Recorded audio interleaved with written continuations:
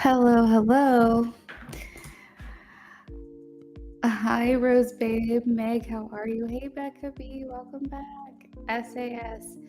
Yes, you can be added to the free list. As soon as I start the timer, you want to make sure that you enter in the correct keyword or emoji into the chat. You can find that information in the description, and you can post your question as soon as I start the timer. I'm live on a Sunday, yes, because I wasn't here on Friday and I was missing out. I felt like I needed to come on here. Arpita, hello. Pragati, I'm doing well, thank you. So today is just another BOGO. You guys have done this before. $15 spots for 2 questions, $20 total if you want charms and paper messages added into it. I'm going to go ahead and start the clock now so you guys can post your questions. Whenever you're ready, make sure you guys are posting your emoji or keyword into the chat along with your question. If you don't do this, you might be skipped.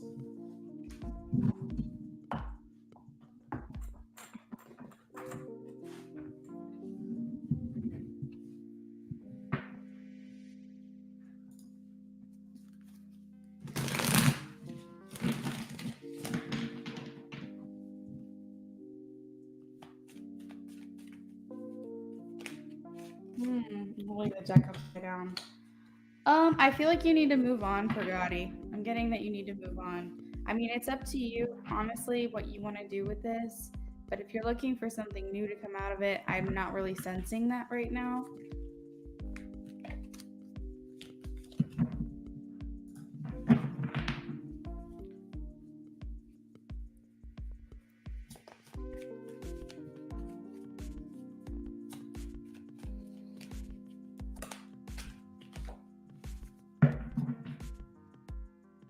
Yeah, I feel like a yes.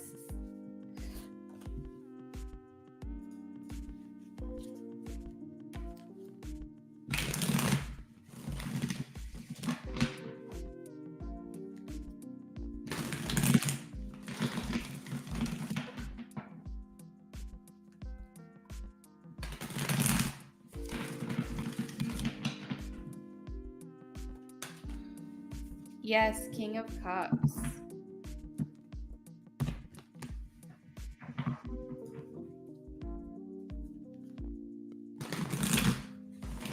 Ritu, it's a yes or no question. Oh, my camera is falling. It's a yes or no question, so you can rephrase.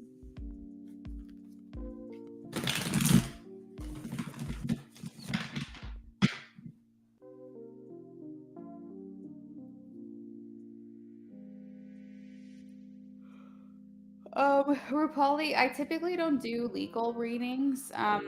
I'll see what it says, but just make sure you're reading my disclaimer for the type of questions that I answer.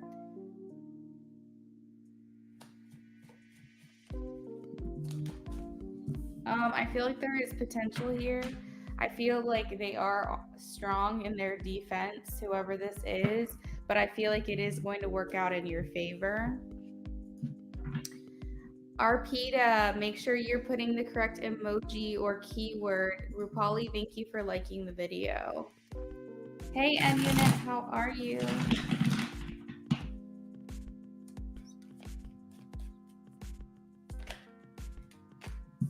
100% Rose Babe, I am getting a yes.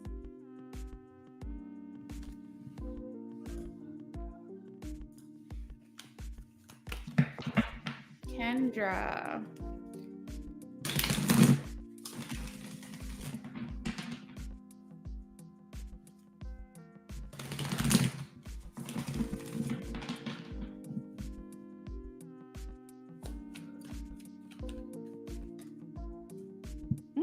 Yes, they're holding on to you. They found comfort and maybe like some type of like peace or calm since being with you, and they're looking to maybe hook up again or reconcile again.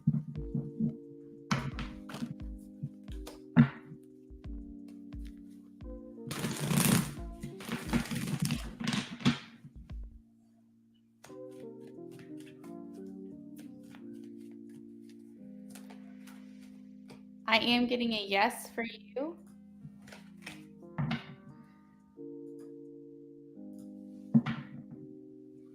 Guys, make sure you're posting the correct keyword or emoji in the chats, y'all.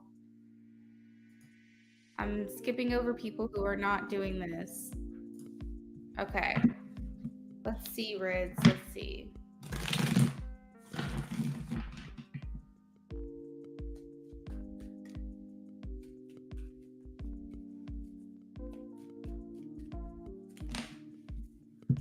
I am getting a no, Rids.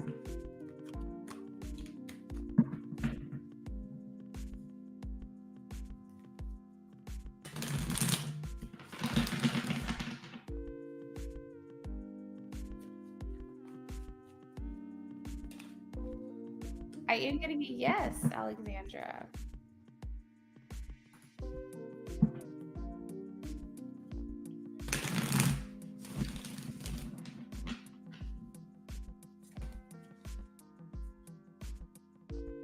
I feel like you should, Meg, but I feel like this is something that you're torn about, and maybe you're not really sure which way to go or what to do. I feel like the Aquarius is maintaining similar energy from this point on, that I can see no changes.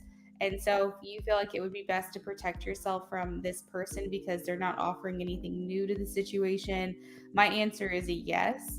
But I can see that you're kind of going back and forth with yourself about it.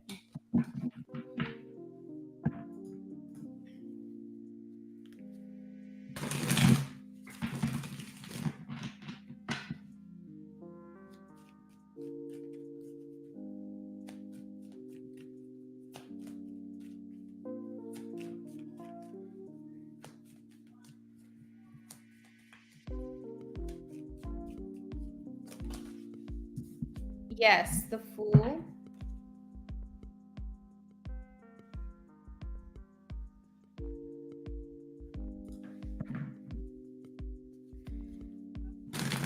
We're going to do one question per person. If anyone is interested in a second question and you're not following me on Instagram or TikTok, you can follow me for an extra yes or no question, or you can donate $3 and I'll answer another second question for you for free. Or not for free, for free, whether if you sign up and then if you donate, then that way too.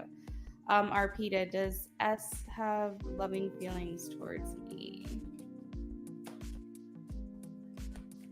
If you guys want to know the links to my socials, they're on my link tree. I'm going to go ahead and pin that comment real quick.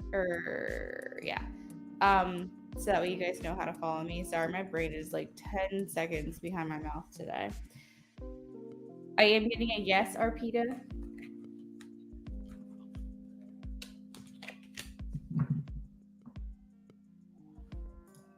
Beauty's back. Hey, Beauty, how are you? Kendra, I just saw your comment. Hey, I speak. Does Kevin like me a lot? Please show me a yes or a no for Beauty, please. Ooh, I like this.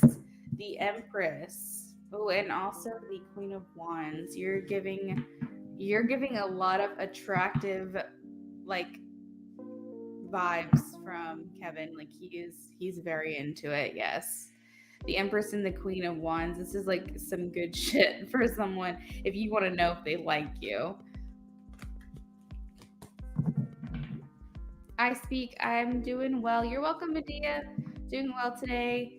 We have a trunk or treat tonight with all the littles, so I'm excited to see all our nieces and nephews this evening.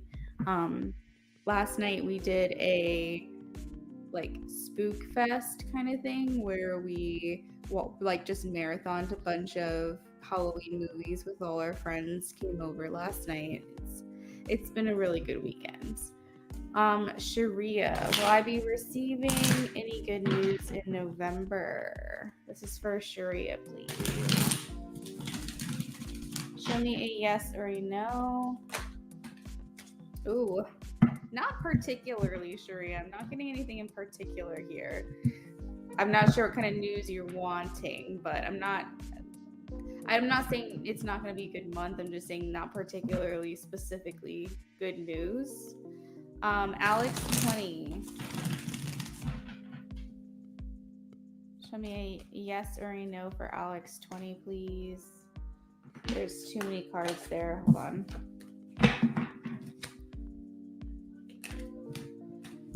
Yes, there has been struggle, I would say. I don't know about very much, but I feel like he's dealing with some things that are maybe haunting him or creeping in maybe from the past, but he's trying very hard to have a new lease on life.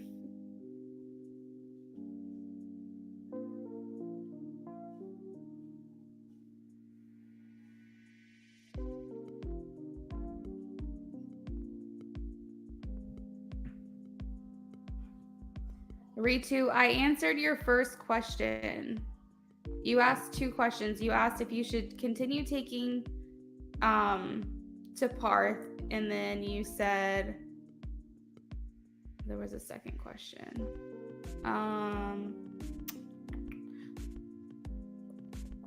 Oh wait, maybe it wasn't you that double posted.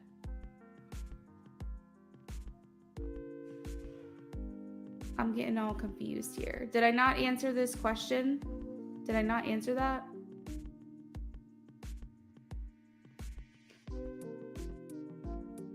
I'm sorry if I missed you.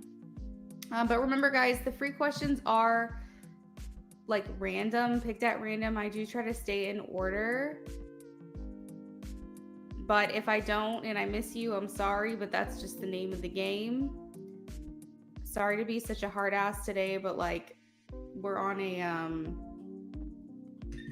we're on a timer and I can't sit here and waste other people's time as well. So make sure y'all are posting the correct emoji, correct keyword, all that stuff, because it's not fair to everybody else who's following the rules. All right, let me just answer this for Ritu real quick. I honestly don't even know if I said yes or no or even answered this or not. So let's see what the energy is right now. Yes or no for Ritu, please. I am getting I'm getting a no. No, 2 cards saying no.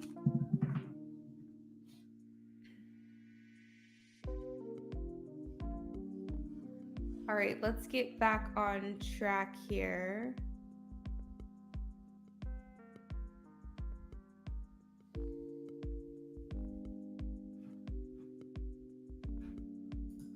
Now I've got to figure out where I was.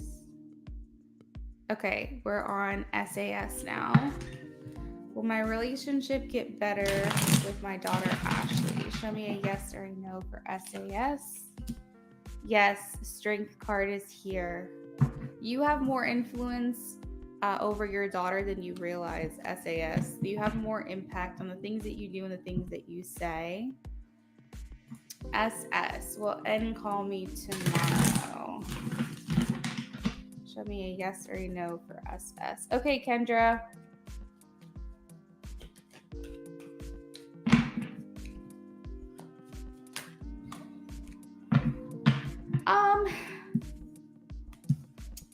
Yeah, it's a call that you'll receive, it feels like, but it does seem like the conversation is not very transparent. So it seems like the communication is still very guarded. Like maybe y'all are nervous, or maybe there's not trust there or something, but basically you both are kind of like standoffish in a way where you're kind of, maybe the communication is flowing, but I'm seeing like you guys aren't fully like expressing or putting yourself fully out there or something like that. Is there something coming in love next month? Who is my wish fulfillment? Show me a yes or a no for MA.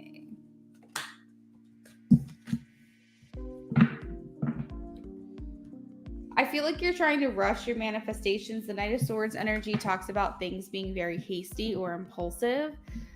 So I am getting that it's possible. The Ace of Swords is here, victory. I'm leaning towards a yes, but I can't say with confidence it's 100% because I feel like in this energy, things fall apart very quickly and they're very temporary because they're not fully baked, if that makes sense.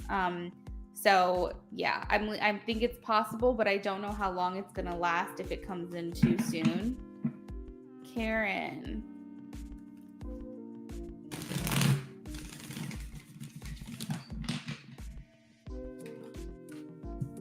Yes. 10 of Pentacles.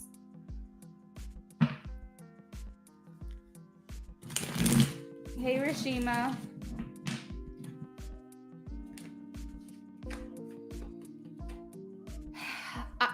Rashima, I think that it's, I don't know, 2 years? It feels like a yes, I will say, but something's guarded. I'm not sure, like, is it because you're not in a relationship yet? And so therefore 2 years might be too fast. It seems like you're kind of in the beginning stages of something. I don't know. It feels like it's definitely possible, but it almost seems like if you haven't formed a relationship yet, like if you're not currently involved with someone, then 2 years might be a little bit too fast. Sanch.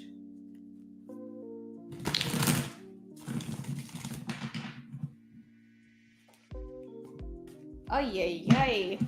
I am getting a no, Sanch. Maybe it's just more of an emotional downer type of day. If you're worried about some type of poverty, emotional poverty, financial poverty, spiritual poverty, something like that, this might get the best of you tomorrow.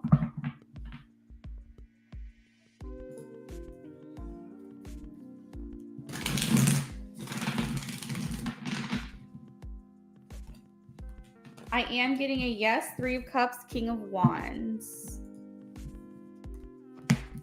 Kendra, if you're back, if you can go ahead and just say that the list is closed. My timer is about to go off. That would be very helpful.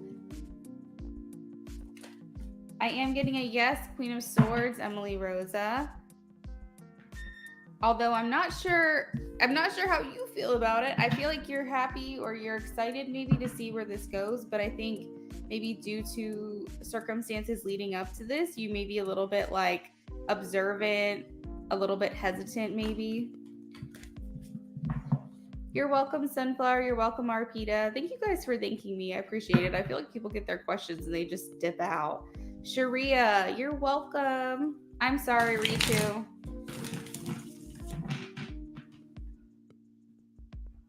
Okay, so Abria says, did my so-called friend Dominique unfriend me on Facebook because she's just jealous of me? Guys, my timer went off, so I'm just going to answer a couple more questions. I'm not sure how long the list is, but we're typically supposed to stop at the timer. If anyone donated, also please let me know so that I'm not making you wait. Did my so-called friend Dominique unfriend me on Facebook because she's jealous? Is this the reason, Spirit? I am getting a yes, Strength card. The bottom of the deck is 6 of Swords, talking about maybe needing to walk away or take a break from this, Abria.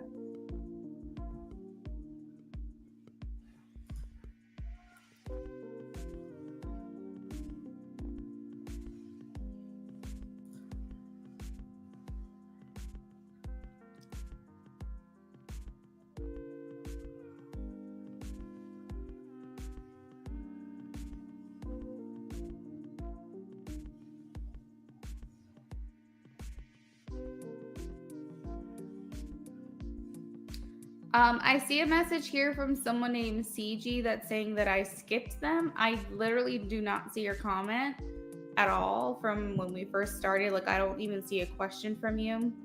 But my free list is picked at random.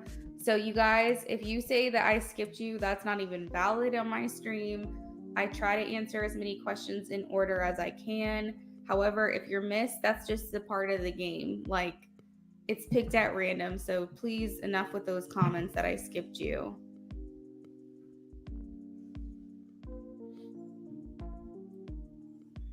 You're welcome, SAS. I'm glad to hear it.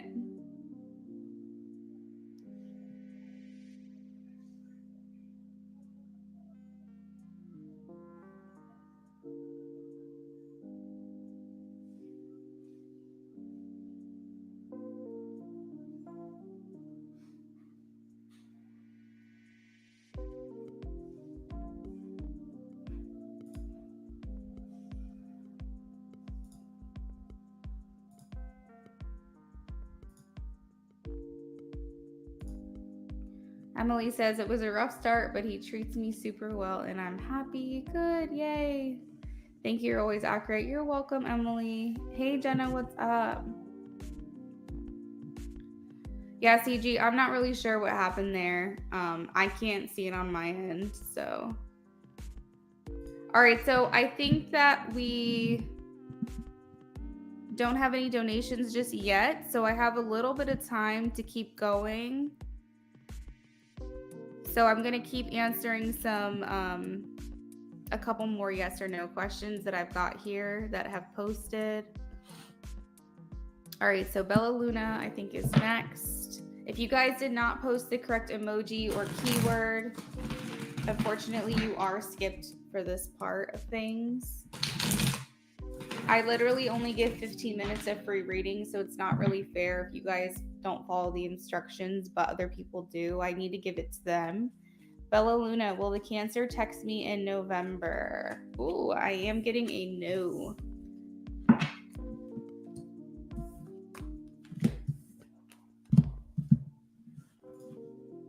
You're welcome, Medea. Beauty Cash Apps. All right, guys. So I'm going to do Love and I'm going to do CG real quick. And everyone else, I'm really sorry, but I got a donation, so I can't make them wait. Love says, did E not want to talk to me? Show me a yes or a no. I am getting a yes, but I feel like they didn't want to communicate this to you. Maybe there's just a feeling of not wanting to hurt your feelings or something. CG, does Novice love me? Show me a yes or a no.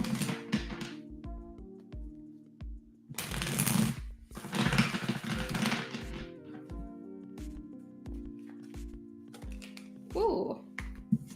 I feel like not yet. This card talks about the future, and this talks about someone who's slowly getting there. So they're not quite there yet. So I would say no, not at this time. But it's the potential is there because the Ace of Cups is at the bottom of the deck. So just be patient a little bit longer.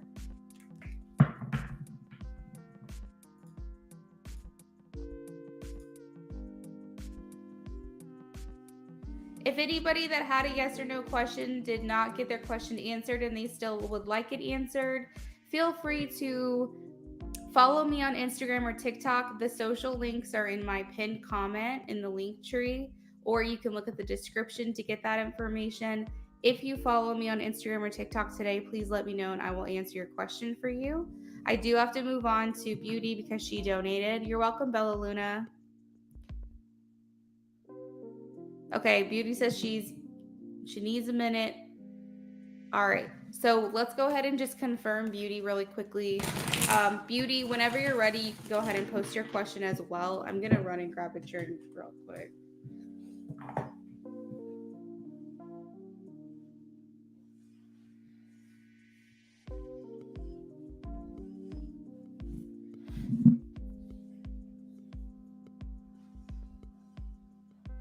You're welcome, CG. So just a reminder today as well, guys, if you donate, it's $15, but you get 2 questions answered because it's a BOGO stream. So that means that you can ask any question and then get a second unrelated or related question for free. That's a $15 spot, and you can take as many spots as you'd like. If you'd rather donate $20 instead of $15, you can have charms and paper messages added to your reading.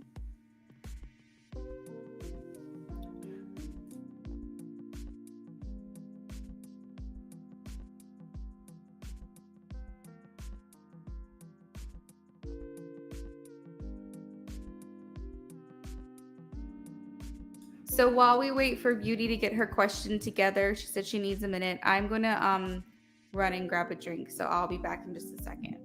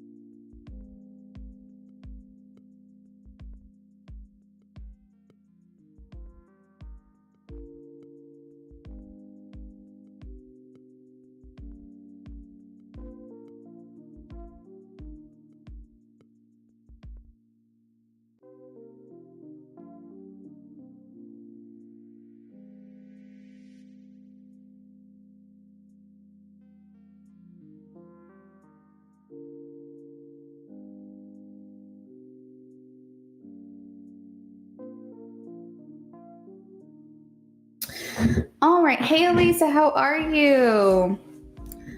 Yes, there is still a spot for donations. Yes, ma'am. Okay, so what's James' current feelings and intentions? Do you see him changing? Beauty, I know that you like the Crow deck. Did you want me to use that one again, or do you not care? Or what would you like me to do? I know the Crow deck, sometimes you're like, oh, because I told you that was the honest deck. And I get a lot of straightforward answers without sugarcoating with that one. If I can even find it.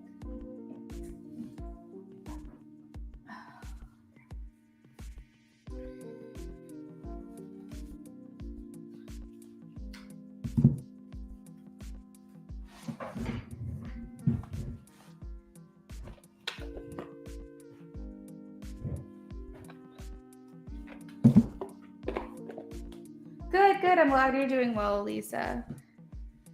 Okay.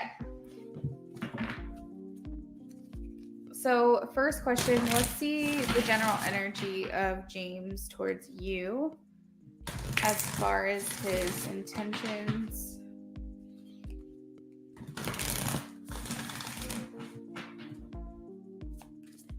It's a little chilly in here, babe. Yeah, nothing's on right now. Oh, okay.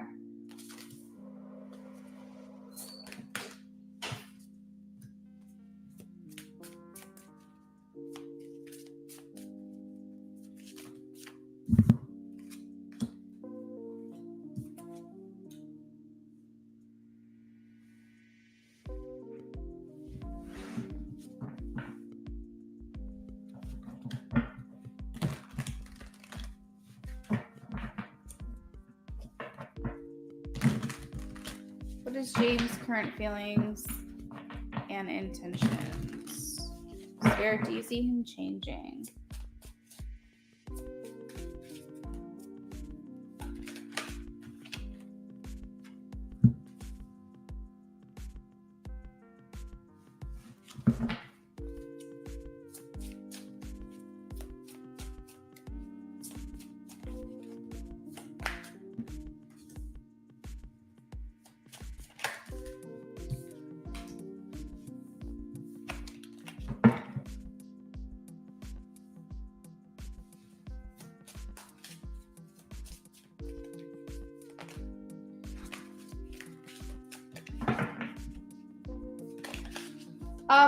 So, goodness gracious. This feels like a lot of immaturity in this reading. I'm trying to like find places where you can still see all the cards.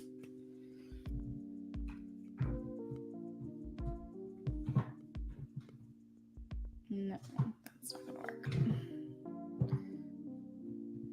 Been trying to figure out my lighting lately. He is stuck. He is stuck in this. I don't know. It just feels like, like those wheels that people go round and round and round. Like it just doesn't feel like he has the ability to shift out of this, whatever it is. And it's like his higher self is calling for him, screaming at him, like saying you need to break this cycle, and he just refuses to do that. He judges how he feels about someone by how they make him feel, which is very intuitive of him. So when he thinks of you, he thinks of being happy. He feels like he is happy and he's aligned. However, the words around this actual reading is like loneliness, worry, judgment. He feels as though, honestly, I don't even think he's happy with himself. Like it's almost like it has to start with him. It has to be rooted within him to be able to make these changes. And while you make him happy, I think that the main issue in the message that I'm getting is that it conflicts with his life path. So in a sense, you, Beauty, even though he cares about you and he's happy with you, and dare I say he even loves you, it's to the extent of the capacity that he knows how. And the message that I'm getting is that when he's happy with you, it's very temporary. And then he still goes back into his self and sulks and feels lonely and feels upset. And that's because he's never solved his own issues with himself. And so, in that sense, beauty, you become the devil to him. You become this instant gratification, something that makes him happy. And when he's not with you, that happiness is gone. And that's unhealthy to rely on someone else to bring you that joy. He has to first feel it for himself. And so, I think that the issue lies that you guys have always had is that it's not that you don't make him happy. It's not that he doesn't care about you. It's not that he doesn't want to be with you. It's just that when you're not around, he feels straight shit. Like he feels awful about himself. And therefore, he starts seeking ways to make him feel better in a way that's not very healthy. And that's because he's never really solved the issue of himself. He's never sat there and been happy with his own self. And so, therefore, his intentions and, if he's going to change, it feels very stagnated. The hanged man is here because he's not willing to make any sacrifices to be okay on his own and love himself and be okay with himself. Exactly, beauty. So it just is this thing that goes round and round and round and round and round and round and round. And it's because when he can't have you, he's looking for the next best thing. But the issue is that he only wants this next best thing because he's not happy with himself. So if he could be happy with himself, then he could be so much better for you and with you and to you. But he doesn't. He's like, he basically just keeps going through this of like loneliness, missing you, wanting to be with you, being with you. And then when you're not around, like, you have a life too, then he kind of goes back into this self-deprecating mentality where he feels lonely, he hates on himself, and then he's looking for some kind of relief.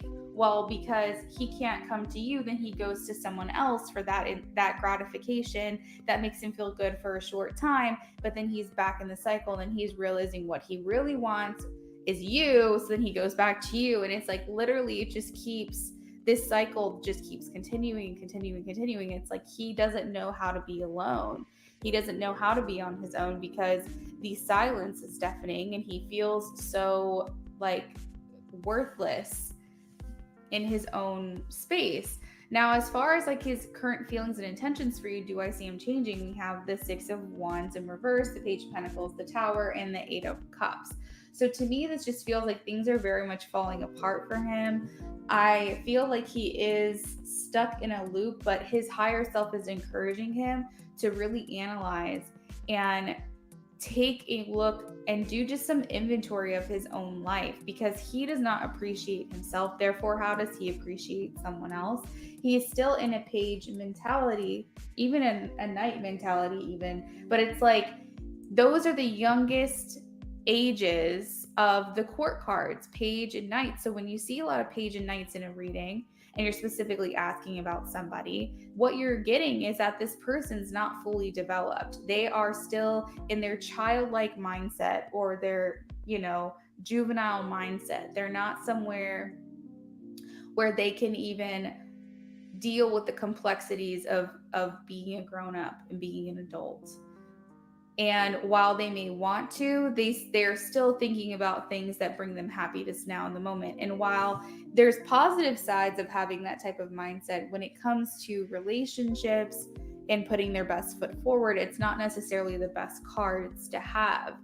The Tower talks about how he can't build because he keeps trying to build on something unstable. And so every single time he goes to put another piece, it all falls apart because he's not doing the groundwork that needs to happen in order for him to be with you or even have a healthy relationship with someone else. Do you feel like he's in danger? Like, do you feel like worried about him in that way?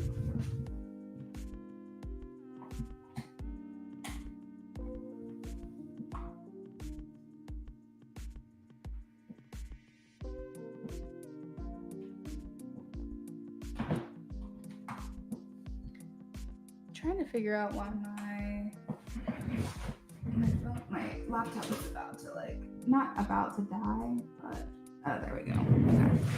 It's close to it, so I had it plugged in. I thought it was charging. You don't know, but it's weird to you.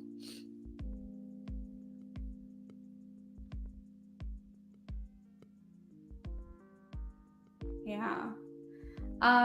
I just see him honestly keeping a distance. That may be why the loneliness comes up. 8 of Cups just kind of means giving up on a situation, just kind of saying, you know what, it's not working. I'm just gonna back off, and just walk away. This is a withdrawn type of thing. The Two of Swords. So the Two of Swords talks about feeling like there's something that you need to do, something that you're called to do.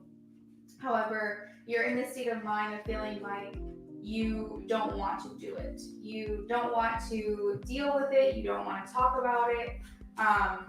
You want to kind of just ignore the problem. And I feel for him, he's just very confused.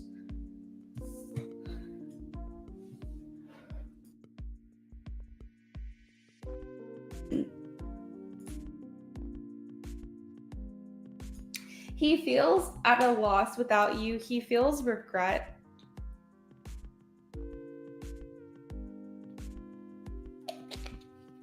There is a lot of love there. The hard part to understand is that everyone loves at different levels. And let's just say the maximum, ultimate, unconditional, truest, purest love is a 10. And a 1 is maybe lust or something. But those feelings of infatuation and sexual desire and things like that can feel like love, but they're not. It's he's at a 4 and he's always been a 4 and he's never been able to give to you. Whereas the way you love beauty is a 9 or a 10. And so when he says, I love you, I care about you, I want to be with you, he's loving you at a 4, not a 9 or a 10, because he doesn't know how to love at a 9 or a 10 yet. And so you're looking for the compatibility of a 9 or a 10, and he's not there, but he's giving to you as much as he knows how, but he hasn't done the work. And his soul is struggling, and he feels so much good feelings for you, but he's not happy with himself. And if you're not happy with yourself, you're too focused on yourself to even look at someone else in that way.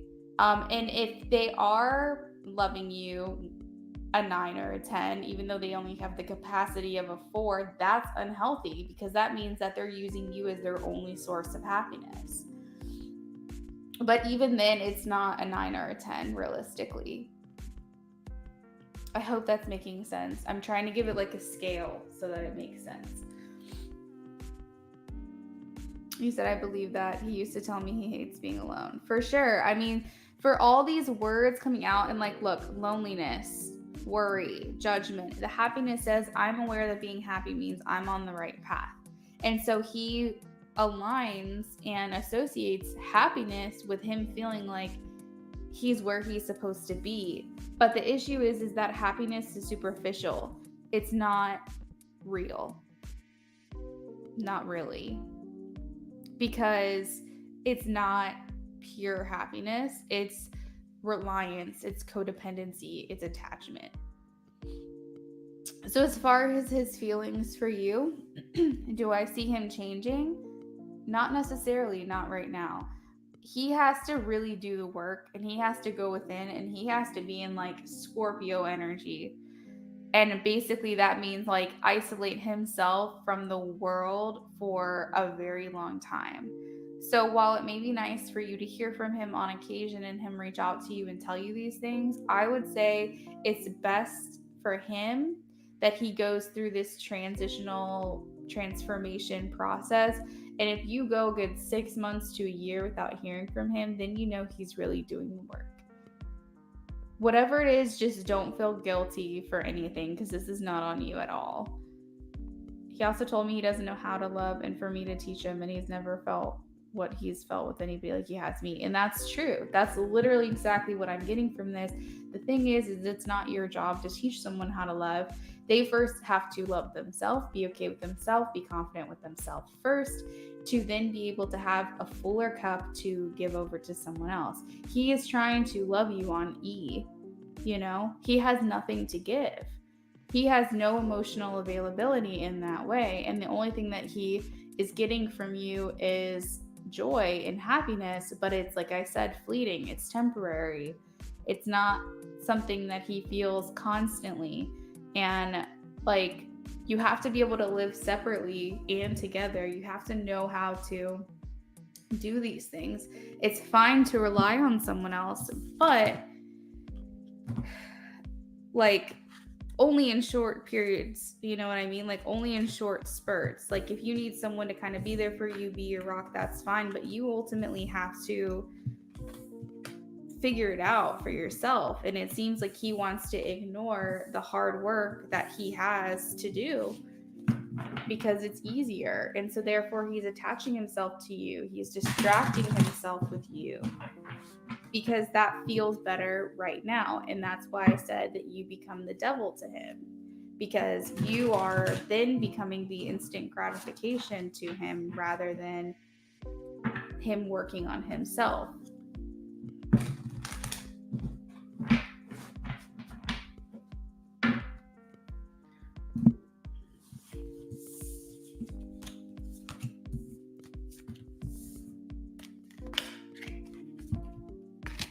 He really needs an ego death, like a really significant one at the least, or maybe a couple moments like that where he can really deep dive and figure himself out, because he's going to be so much happier that way. And that's why I feel he goes from person to person. 100% temporary high of happiness. Exactly.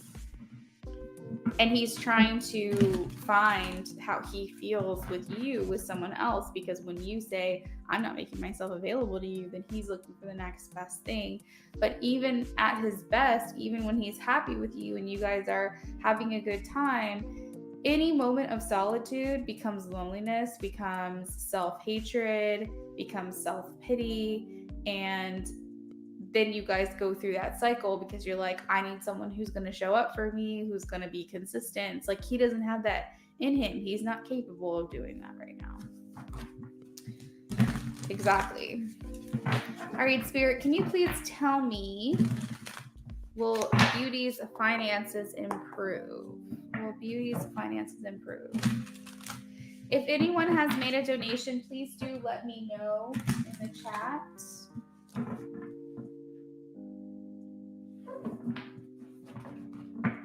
Kendra, thank you for posting. Will Beauty's finances improve?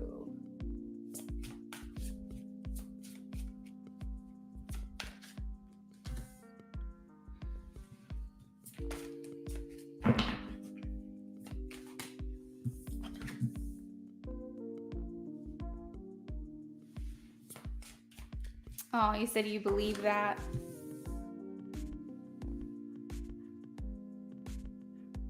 Oh, I just realized that I was in the wrong section of the chat.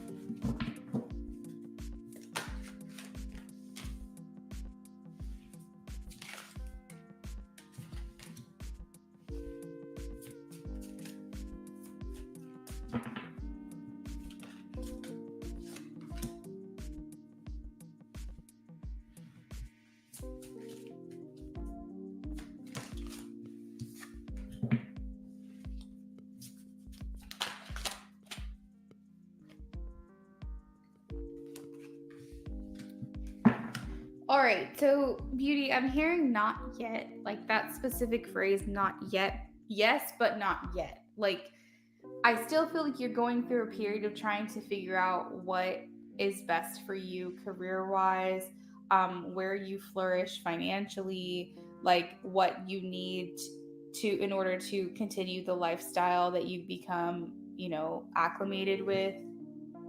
And there is something about the word like adjustments that I heard as I was shuffling.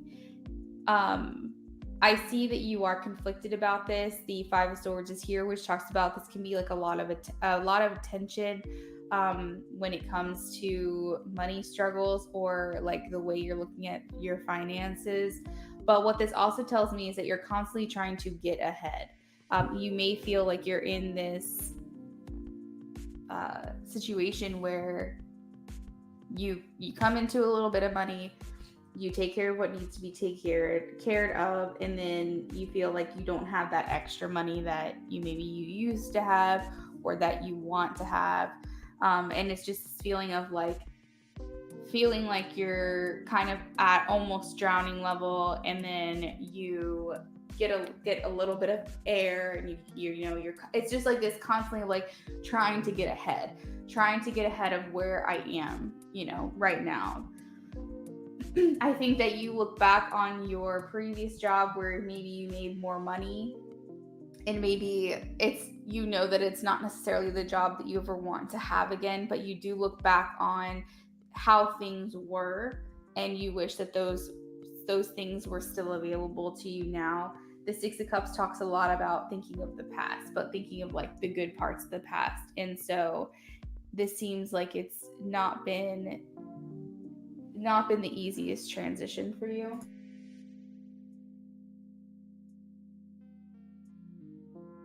One second, I'm like losing my voice.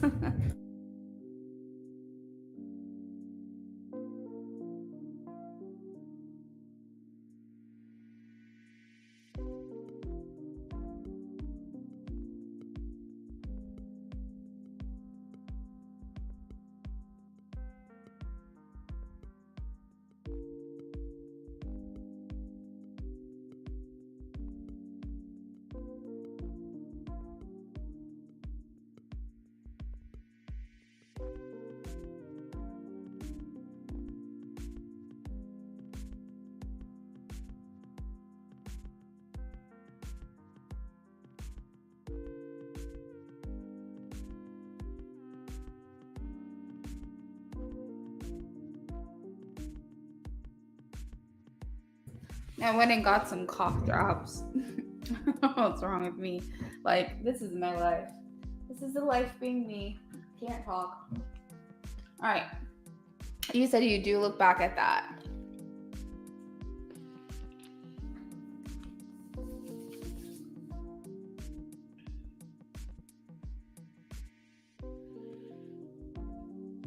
Why I'm hopeful is because the Wheel of Fortune is here underneath the Hierophant. And maybe that's why I heard adjustments. Again, I don't know the specific details of your individual situation. And I don't know if where you're at right now, the position that you do like, if there's even a possibility like to get a job like that somewhere else that pays you more, or if it's like pretty much slim pickings. I don't know. But I feel like the money is there for you. The Wheel of Fortune talks about blessings. Things are going to come when they're going to come. It's like a circle, a cycle. And it talks about, blessings and good luck, and things coming back, like things that go around coming back around. And so I feel like it's going to come for you. Things that have already been here for you are going to come back for you. But it feels like not yet, just because we have the Nine of Cups in reverse. And the Nine of Cups talks about culmination. So this basically is like the stepping stones to get you to where you are. Everything that you worked hard for, now you're reaping the rewards and the benefits of that. But it seems like with the Nine of Cups, where it talks about wishes being fulfilled, feeling comforted, feeling content and happy, and also satisfied, it's in reverse, which talks about feeling dissatisfaction, feeling materialistic, feeling greed. Not to say that that's what you're feeling, but it's like the energy of not enough. I don't have enough. I need more than what I have. The Three of Swords underneath your confliction also talks about feeling upset about this, feeling like very more heavily weighed down about this than you even realize, or maybe you're admitting to. I feel like this is probably something that you think about every single day to some degree. So I think that where I heard like adjustments are required for you to get to the next step, I would say continue to apply, continue to, look for jobs and things like that. But know this is the season of life that you're in at this time, but that you are being proactive to get to where you want to be. I truthfully feel like, hey, I speak, how are you? Thanks for popping back in.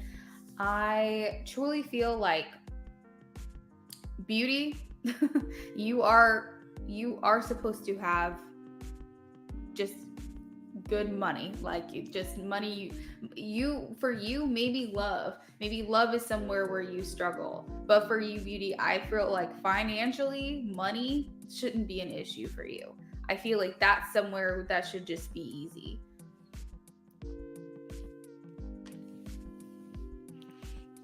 Now, the Hangman does talk about sacrifices. So it's possible that you have to maybe continue on this path for a little bit, feeling underwhelmed and underwhelmed by the finances and overwhelmed about money. The Seven of Swords is also here underneath that, and it talks about needing to... Oh, I don't know why. Oh, that's so weird. I saw this as the Seven of the Wands.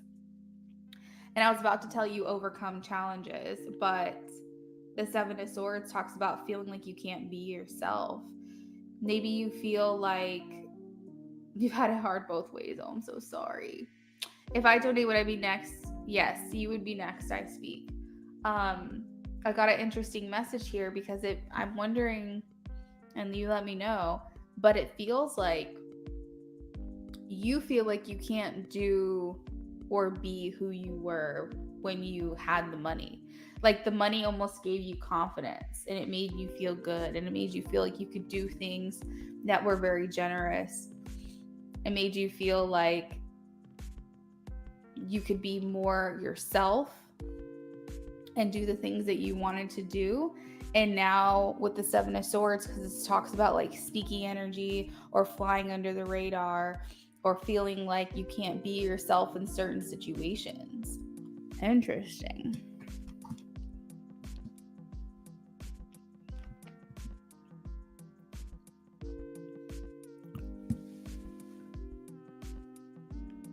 What I want you to do is walk away from this reading knowing that the money is coming to you, that it's here for you, that I'm getting from like your spirit guides that money should not be a struggle.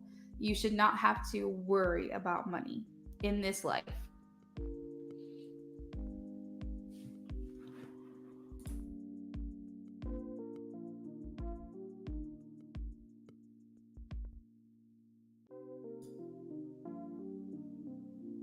I speak, I'm not sure if you heard me, but yes, you would be next.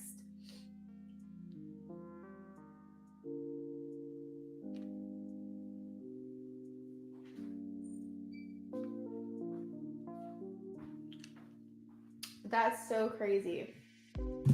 I loved that message. I don't know why, but I just felt like that was so inspired. I am hearing something about 9 months, beauty. Or maybe that seems like a really long time from now. But I feel like there could be a turning point in 9 months.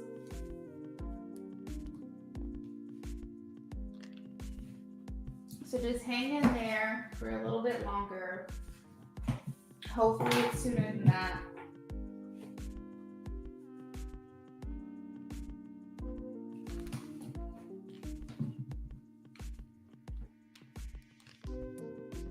Oh, I speak okay.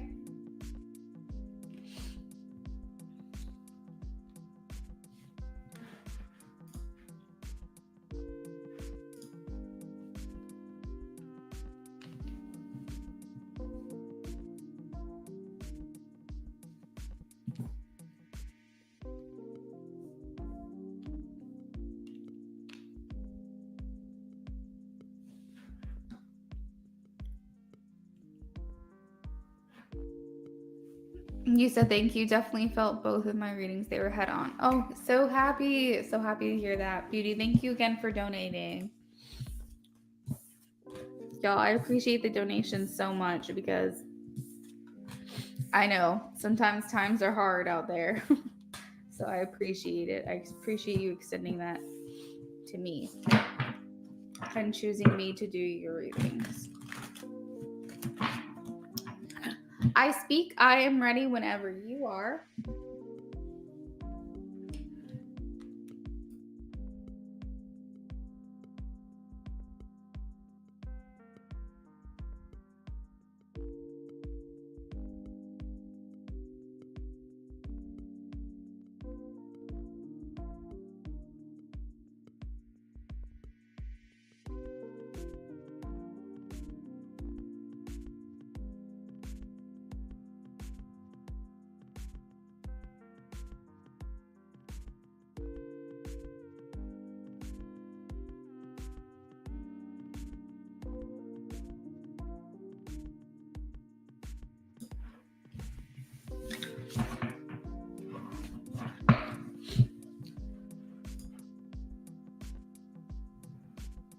No way. You know this is him? Oh shit. Okay.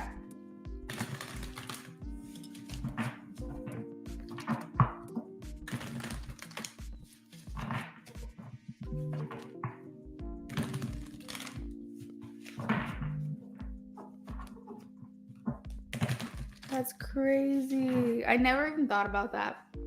I have people who follow me as well, and I don't know who they are. And I actually recently made my profile private because, I don't know, just privacy things.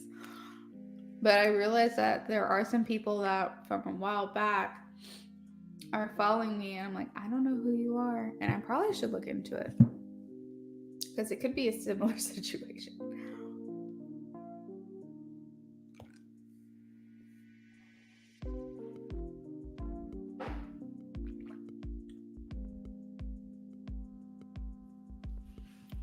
All right, so let's do a different deck view.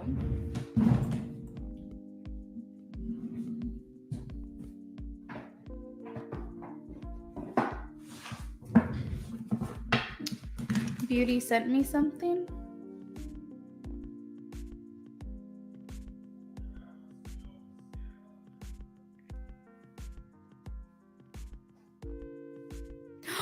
Oh my god! Beauty, I could actually cry. No, like legit, I'm tearing up. What the heck? Oh my god.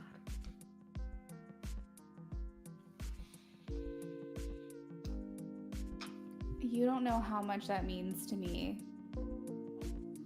I don't even. Oh my god, I'm gonna have to message you later. Like, thank you. Thank you so much. I'm speechless. I don't even know what to say. I am shocked. Thank you so much. Thank you so much. This is like look at me, I don't even know what to say. I'm so grateful to you. Thank you so much for sending that.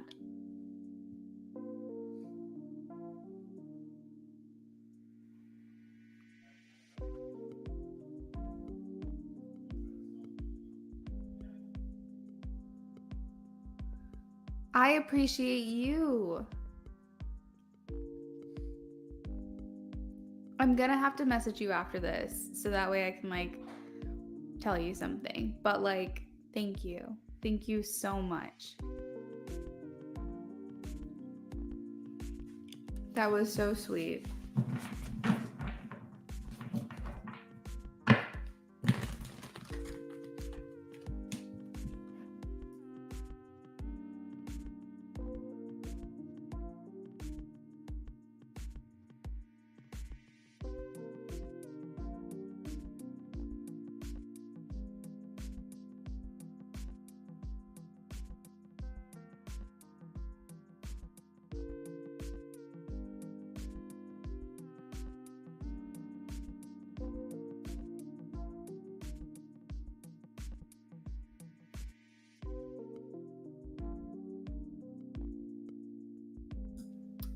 I'm still reeling, Beauty. I just told my boyfriend, like, I'm just in shock because this kind of thing doesn't happen, and I just feel very blessed, and thank you so much. But I am gonna message you after this, though, after I'm done streaming. Oh my God, you're gonna make me cry. Okay, so we're gonna move on to I Speak. I Speak says, why is JP behind the fake accounts stalking my IG stories?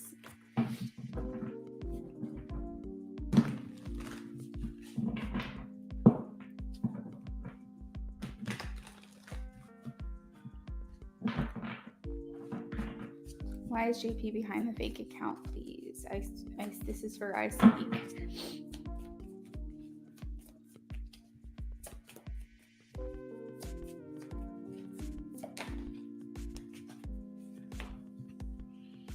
I know, Beauty. You literally are like one of my OGs.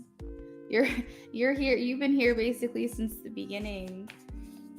And I just appreciate it. Like, I'm just so honored to read for you and people like you, I Speak, and Kendra, and, you know, NUnit, all the people that come on. Because I know that you have your pick. You have your pick of so many people to read for you, and you choose me to do it. And I'm very honored and very grateful. And so the feeling is mutual, Beauty.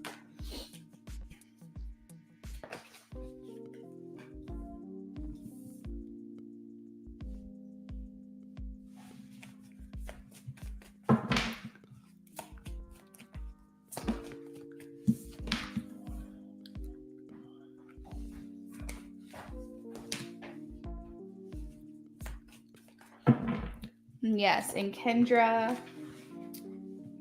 here every day. And I Speak too, just extending lovely energy my way. Okay. Just look out for a message from me, Beauty.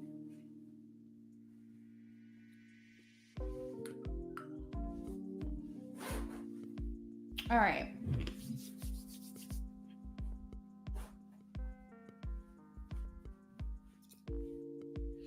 So I Speak. I heard regret, but I'm not seeing it, but I heard it.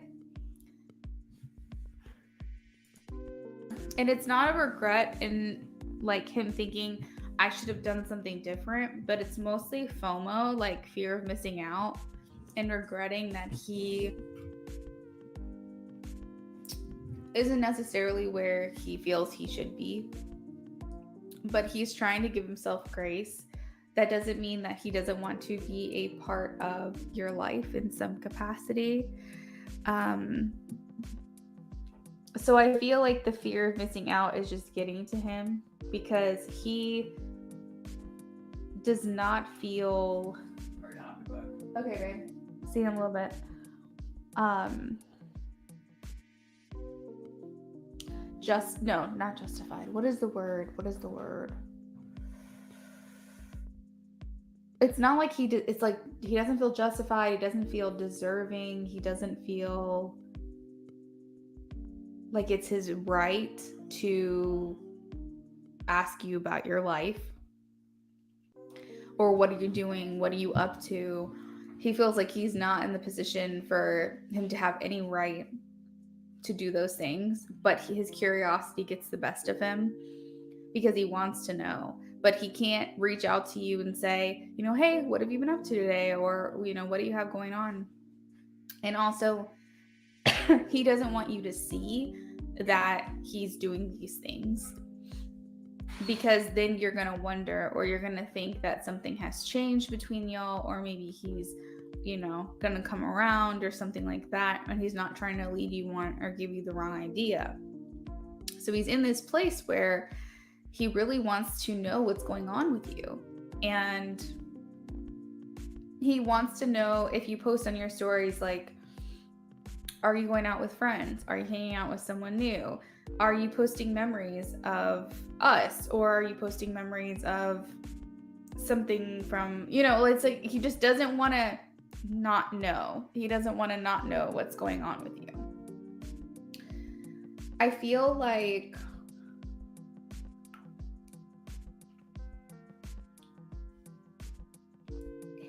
almost like when he sees, his heart sinks a little bit, because he's like, is she going to post her with some random guy that I don't know?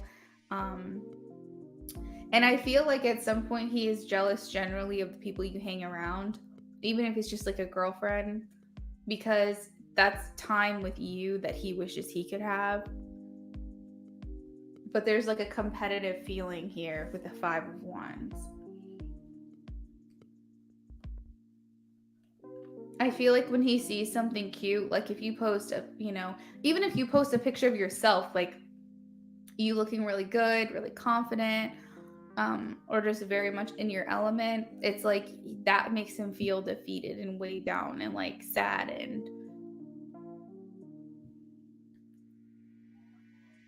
like, it's this weird feeling that I'm getting, is like he likes when you post because then he gets to see something new, but his heart and his stomach sink before he sees what it is, because he doesn't know what he's about to see. So it's like he gets excited because it's new information, but then he also is like, shit, what is she posting? You know what I mean? But I think he likes the posts the most where you're posting about yourself, or what you're up to. Basically, when you're in the, not like if you're sharing or resharing like a TikTok, or resharing like a funny meme or something like that. Like, he likes it when it's more about your life that he gets to see. Okay, well, there you go. But yeah, he just doesn't feel deserving to ask you directly or flat out.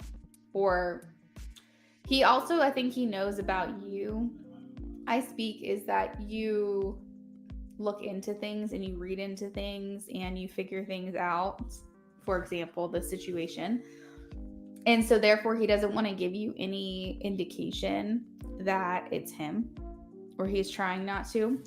The Strength card is here. Whenever I see this one in this deck specifically, I see, and I chose Light Seers for you because I was originally shuffling the crows, then I changed it. But with this one, it's like two-faced. Like, you see, you have the regular person, then you have the lion on the other side. And so it almost, in a way, even though this is Leo energy, it's giving off Gemini, which Geminis, no, they aren't two-faced, but they have the flexibility and ability to chameleon themselves. And so it's almost like he's trying to go into hiding and not tell you that this is the other side of him, where he could be jealous potentially, where he could be protective over you and feel like he doesn't deserve to be that way, and that he has no right to feel that way, but he does. Kendra, I don't have anyone on the list after I speak.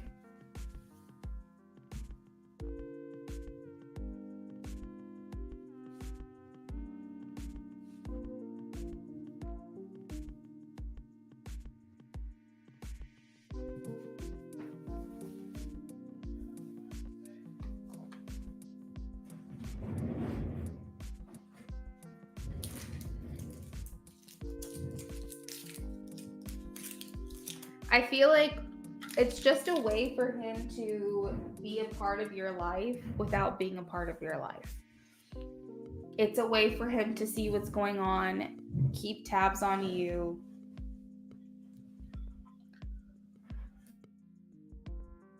without you knowing. Although I do feel like you know. So it's like he failed on that mission.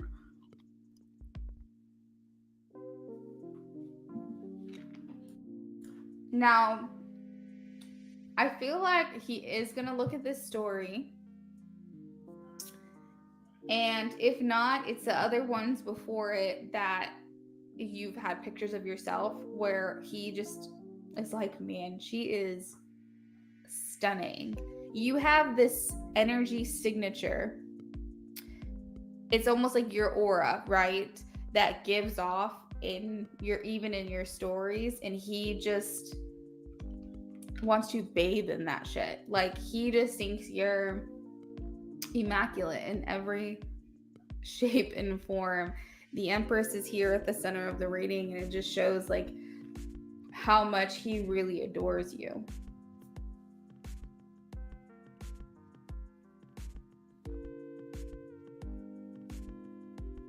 Sorry, I know that's annoying. I'm so sorry. I'm trying to be as quiet as I can, but my mic picks up every fucking sound. It's a cough drop because I was having issues talking, so I'm really sorry. I'm like, I have it like in my cheek, and I'm trying like not to be annoying about it. That's why I never chew gum on live stream, because even though it might help my talking, I know I'm like, so yeah, I'm sorry about that. Let me see if there's any other messages that are coming out. You guys are funny. Ugh, but for me, it would be annoying, so I feel bad. But thank you guys for saying it's not annoying. I'm like, I wouldn't be able to talk otherwise. I guess now I just am gonna have year-round allergies. I never had allergies until after 30. And then this year, 33. I'm like, how old am I? For the first time, I feel like I'm experiencing fall allergies now, which is yay, so much fun. Gone my whole life without allergies, and now all of a sudden I hit 30 and they're coming full force. Do you wear things in your hair? Do you wear like jewelry or beads or charms or braids or is some type of accessory? I'm specifically noting that in this imagery here. He likes when you put stuff in your hair, when you adorn it with like barrettes or pins or I don't know, something.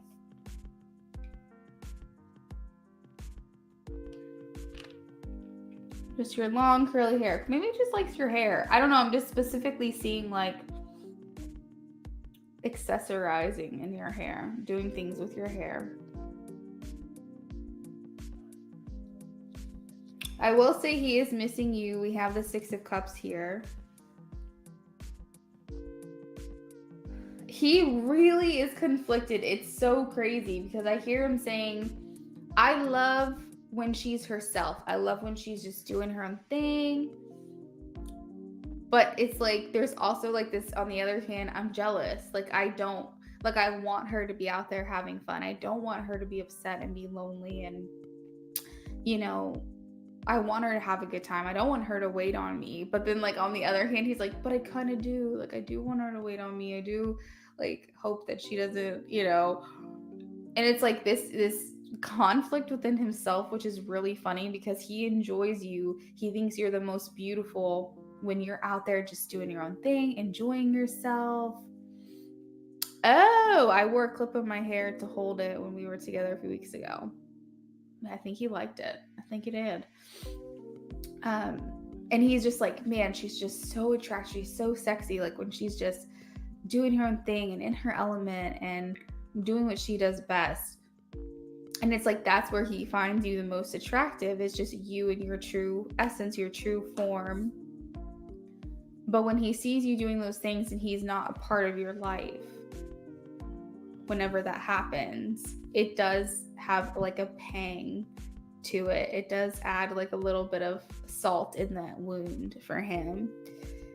So it's like he feels tormented because he's like, it's not fair for me. I have no right to not want her to go out here and live her life. But I don't want her to move on without me. And so yeah, generally this whole thing is just fear of missing out, wanting to keep tabs on you, but also not wanting you to know because he doesn't want you to get the wrong idea. And I think that's every element of him too. It's not just when he's creeping on your stories. It's like just in general. It's every day, even if he doesn't see something, it's like what he's thinking about. My thing is just put yourself out there. You know, get on a dating app, or if you're not crazy about dating apps, you don't have to do that. You can just, you know, go out more, be more out in the public. Put yourself in the position to be open to something new. But if that doesn't ever come and you and JP realign at the right time and everything works out great, then that's fine, because I feel like he has true feelings for you. There's nothing wrong with keeping your options open either. You don't have to necessarily declare, I am moving on, I am letting him go. You don't have to do that. But what you can do is say, JP may be my future, he may not be, but I am open to any options that serve my highest good. And just let it be like that. You don't have to, it doesn't have to be this big decision. It can just be being open to new experiences, even if that doesn't involve JP.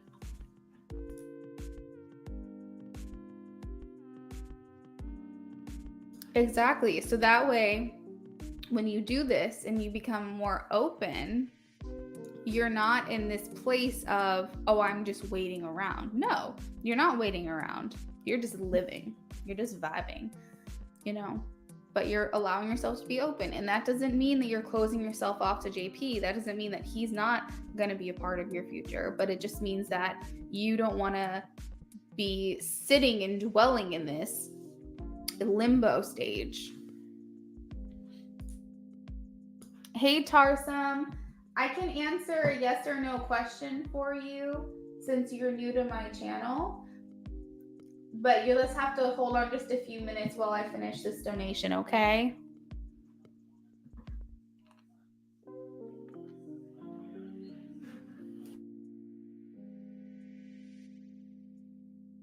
Kendra says, yes, stay open.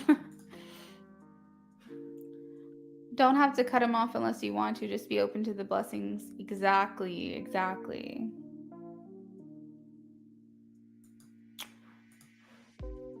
And you know, it's fine. Allow yourself to observe those feelings, those things that you think about every day.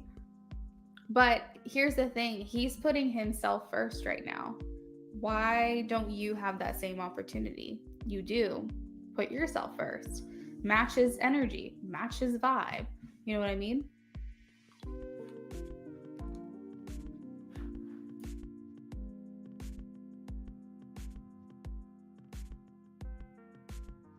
I don't necessarily feel like he's moving on with someone else. I think he's very much more inward here. He's more of an introverted place. I don't see him like even scoping out other people. And take into consideration, if he's looking at your stories, he's more focused on you than anyone else. But I think in general, he's more focused on himself.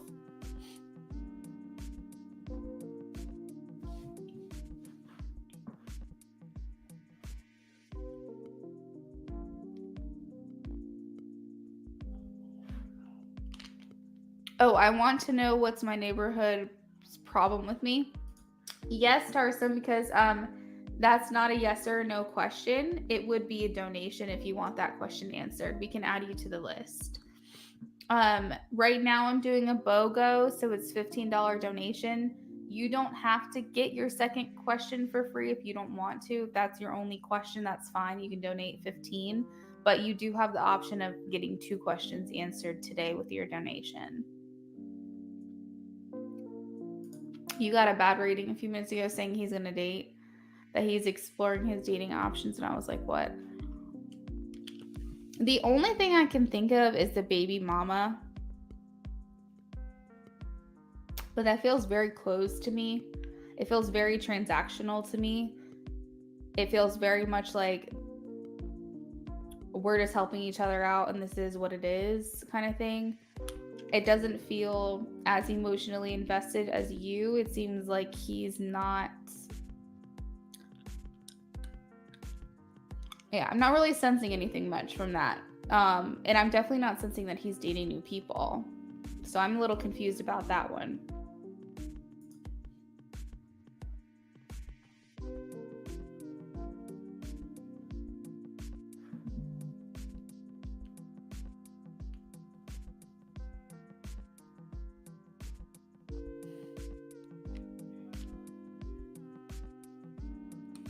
Tarson, that's totally fine. But I'll still do a free question for you, yes or no formatting, if you want to ask something. If you have a feeling about what the neighborhood problem is, like if you want to know and it's like a yes or no question, you can definitely ask. But I totally understand not being able to donate at this time.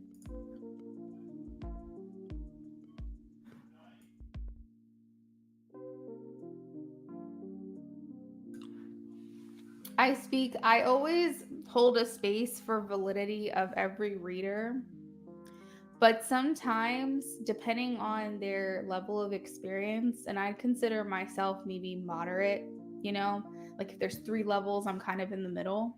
But depending on their level of experience, they could be accidentally picking up your energy and not realizing it. So if you're kind of thinking, should I wait? Should I move on?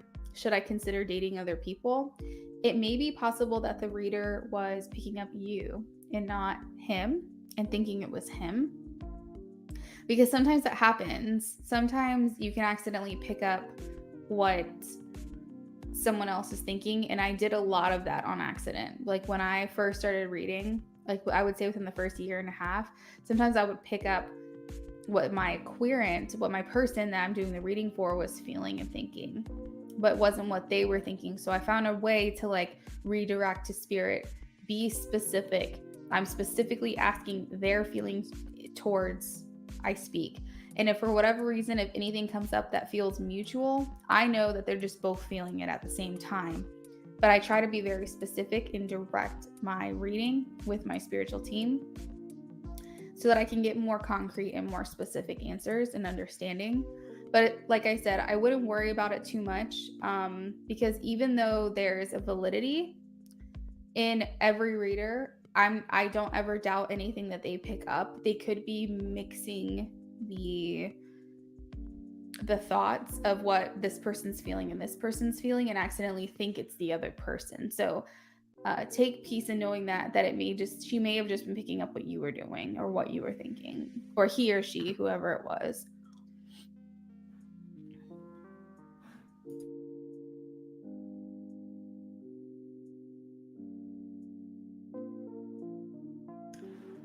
Exactly. Kendra's like, yeah, I speak, go for it. She's over here like, get your dating on. Hey Becca, how are you? Exactly. And so I speak, that's when you kind of have to discern for yourself during those readings. Like maybe they are picking up on my feelings and my thoughts and not JP's or not whoever's. You might have to just use your intuition on those and be like, you know what, this specific thing feels more like what I'm thinking and feeling. Not to say that it's not a mutual thing, but if you realize that she or he or whoever they are picking up some type of message, if you relate to it, then it's likely not the other person. It's not that you guys can't be matching the same thoughts and feelings, but that's where you kind of have to discern for yourself, like maybe my energy is getting mixed into this reading somehow. Becca is back. Hey guys, hold on 1 second. My sister's calling me.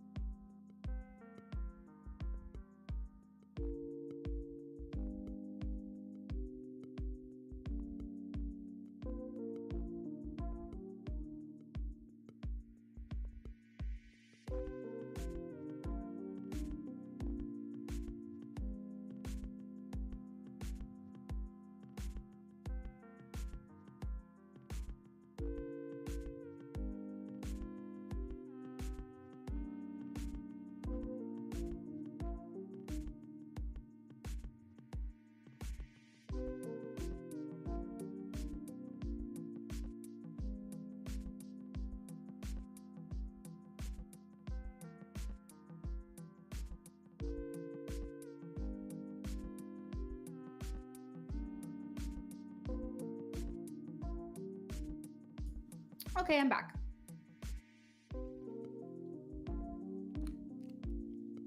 Okay, so let me scroll back in the chat to see what I've got here. Luna, you know I'm all about exploring options. Oh, Becca, you've been drained. Girl, you and I need to have a sidebar, because same. I love JP, but just in case, I'm going to explore my options, see what happens. Exactly, just be open. It can also be confusing to go to several different readers. My advice would be to choose a few you really like and resonate with and stick to those. Yeah, for sure. Yes, every reader picks up different energies. That's why it's best to only stick with a few and don't ask about the same thing to multiple readers. Cough, cough. I only resonate with Becca, Luna, and AGA. I know AGA. I haven't talked to her in a while. Oh, that's so funny. You also will be interested to know that if you resonate with a lot of the same readers, like maybe they bring different details or different elements, but you find that they all kind of say the same thing or similar things. A lot of times those readers don't even realize it, but they're a part of a soul family with those other readers, because it's almost like the same spiritual team, like random spirits coming in is like communicating with all of them like the same thing, but with different details and different ways to interpret it. And so it's like we all have kind of like the same frequency. We might get help from like the same people. I don't know. It's interesting.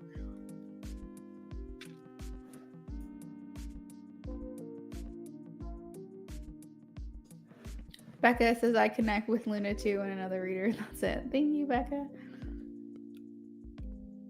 Oh, Six of Swords Tarot. I don't think I've heard of them. What JP's current energy towards me at this moment? Do you see any action? I can't even type. I'm so tired. Oh, Becca.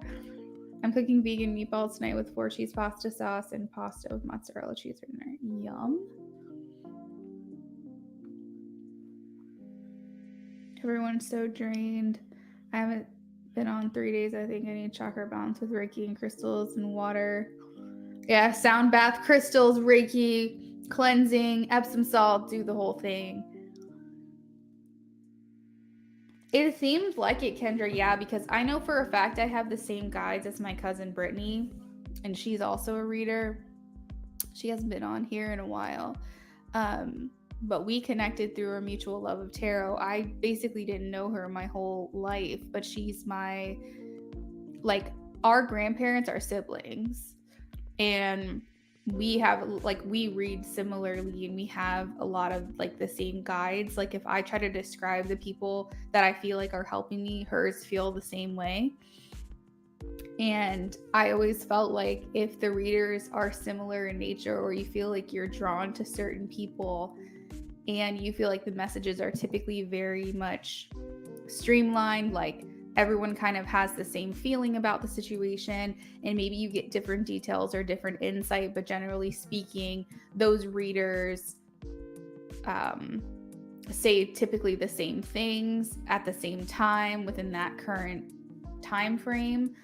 It makes me feel like we're all getting divine downloads and information from the same guide, if that makes sense.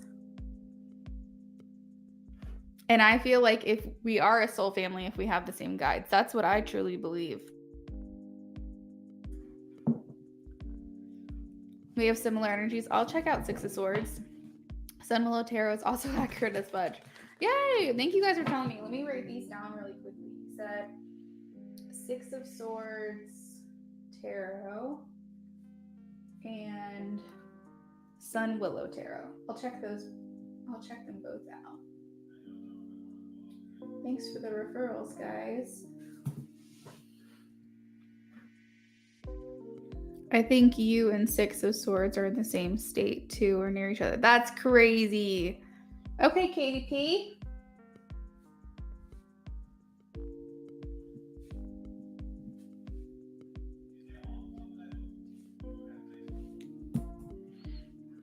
I will. As far as like feeling drained, if Becca's still in here, I know that we just recently, a couple days ago, had a new moon in Scorpio, and they talk about how the planets are acting really fucking crazy. And Scorpio energy is typically like, you know, going within, going under, seeing what needs to be adjusted, what adjustments need to be made, making observations, going within, inner knowing. And like, it's a very transformative energy. So I feel like with that, just naturally, because our planet is very attuned with the moon, we very much are kind of, especially if we're very sensitive to that kind of thing, we are going to realize like these types of things that need to be changed or adjusted. We may to ourselves be ascending to another level of frequency higher. I know a lot of times before transformation, you can get very tired, very drained. Also, I think that paired with seasonal changes can lead to feeling just very exhausted, unmotivated. It's crazy.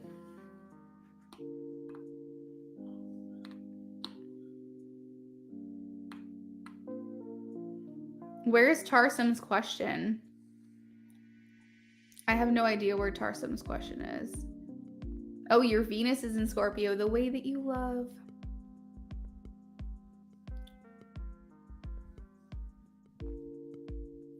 Oh, we all are, I speak. We all can be sensitive to that. I thought that Tarsim left. I had no idea that Tarsim was waiting for a question to be answered.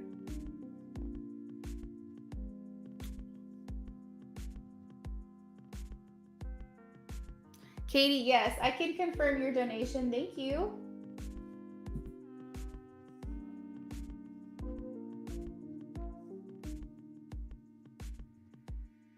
Oh, if someone's cursing a lot, it drains your energy.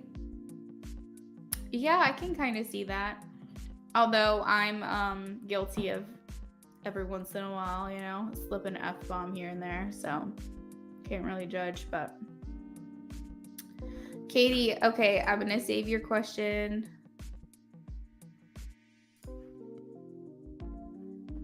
I speak really quickly. I'm going to answer this question for Tarsim, but I'm going to do it with a different deck so it doesn't mix in with your reading. Let's see. Show me a yes or a no for Tarsim. Is someone from my neighborhood plotting against me? Tarsim wants to know. Please show me a yes or a no. Is there someone in the neighborhood that's plotting against Tarsim?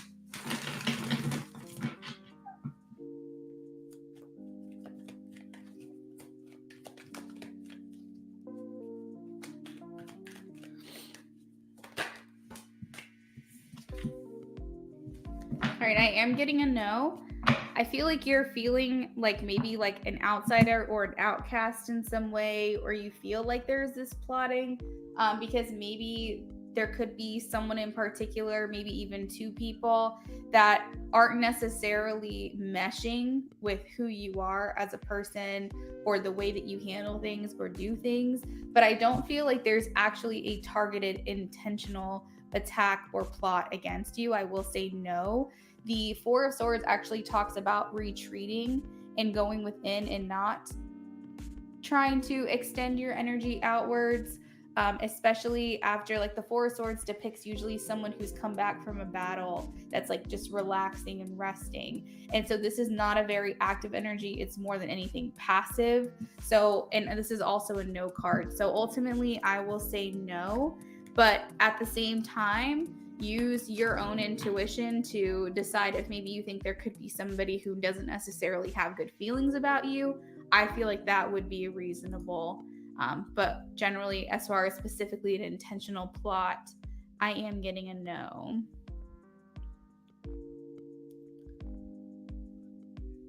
Yeah. Okay, so I speak.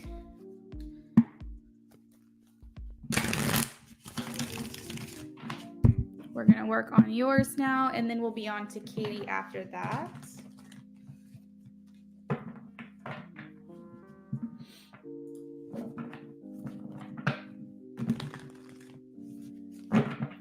I speak says, what is JP's current energy towards me at this moment? Do you see any action?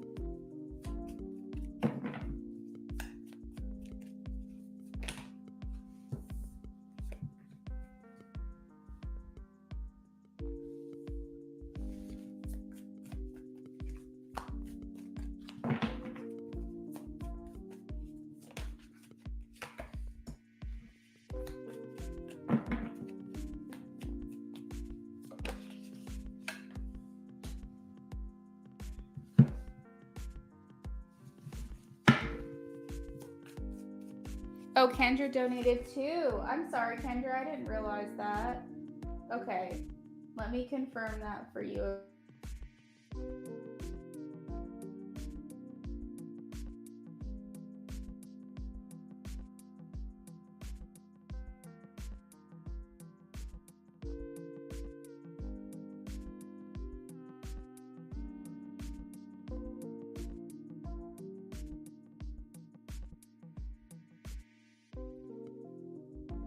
Okay, that was really freaking weird.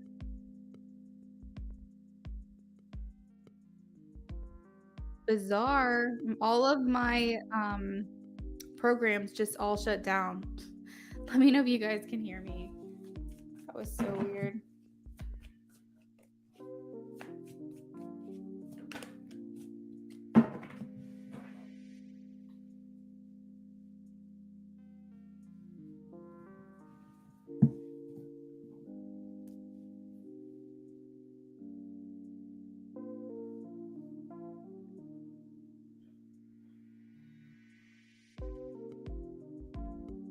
Okay, perfect. Thank you. Thanks, Dr. Victor. I'm doing well today. Thanks for coming in and saying hi.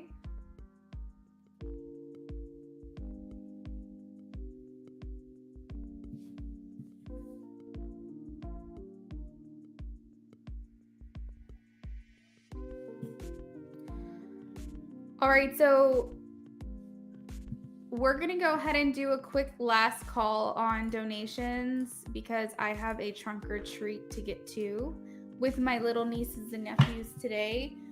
So I'm only going to have time to do maybe one more if someone else wants to donate, but we're going to go ahead and do last call.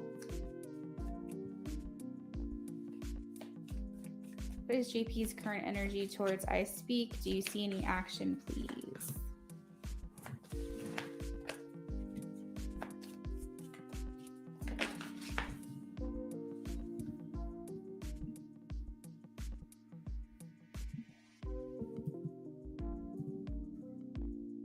Dr. Victor, I'm sorry to say that our free list is closed. You've been here before, and we're only doing new people today for yes or no's since our free list was closed at the beginning of the stream. Make sure you get here a little early. Like the first 15 minutes of each stream, I do free readings.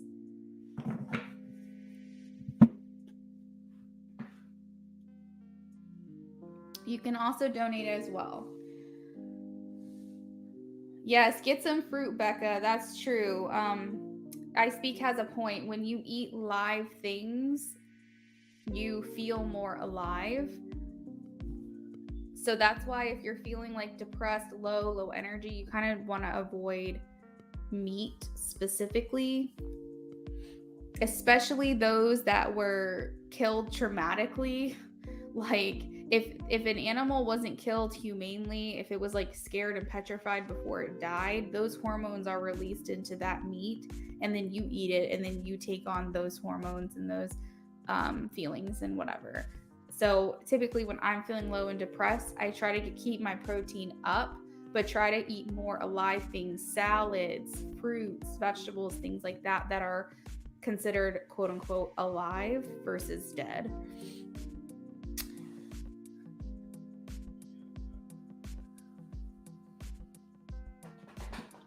I speak. So current energy towards you specifically, very positive.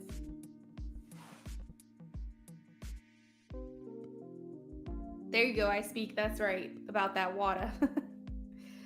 He is still, interestingly enough, I actually want to confirm and clarify this card, but the Four of Wands is here, and it's making me feel like he's still. This is a weird message. When he thinks of my girlfriend or he thinks of a girl I'm interested in, it's like even though y'all are not together, it's like he still looks at you as his girlfriend.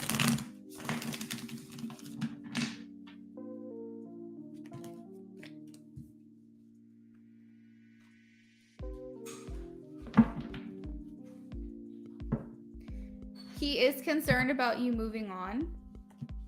I don't think that he blames you necessarily, but he feels like you have every right to move on from him because he hasn't ever given you anything tangible, really, anything to really, feel secure and stabilized about.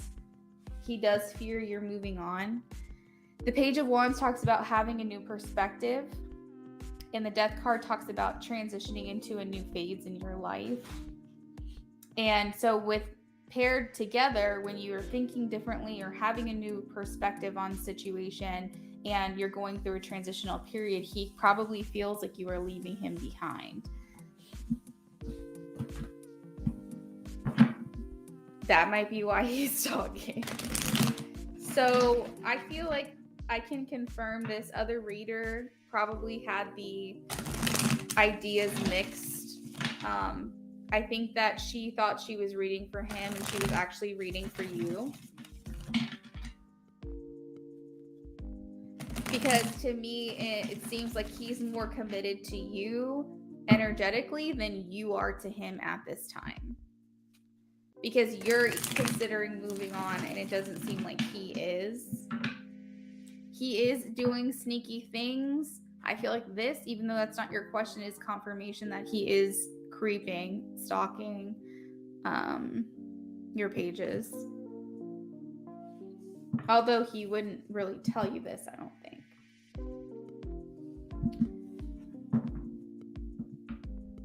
Oh God, and this one too, Page of Swords. This is very much like doing my research, doing my intel. This is like giving someone who is trying to be their own CIA agent, like breaking into your calls and, watching your stories and trying to read your text messages, go through your phone. Like that's this. And like he's trying to get intel from whatever outlet he can. It's like an informant type of thing. He's very restless over this. He could be concerned that you're happier without him. At the very least, maybe you feel less stress because you're not having to put so much effort into something that you're not really getting back. Yeah, I speak. You can absolutely donate for charms. It's 5. Yep, exactly.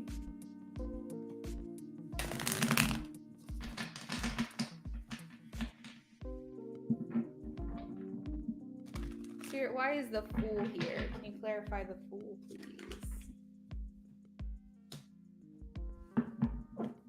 I think he always sees you in his future. Like when he thinks, oh, I'm going to have, like, he is holding this vision very tightly of when I'm ready, we'll be together.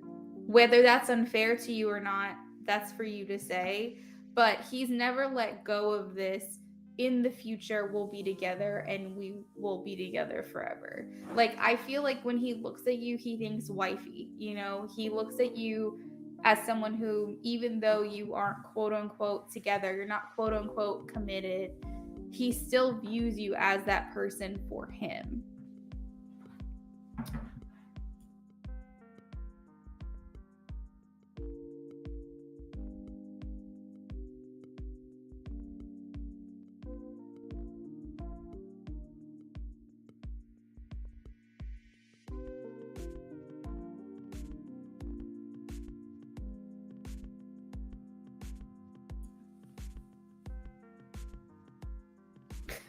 Kendra, I would agree. Like, I mean, that's where I speak to decide. But it definitely feels, one-sided. And I think that's why he feels you moving on without him, because he's saying, I never gave her anything. I never really gave her anything that she could count on or feel like she could, like that was consistent for her. So I would understand if she wants to move on. I would understand that. However, for me, I still view her as my girl. I still view her as someone that I would want to be with.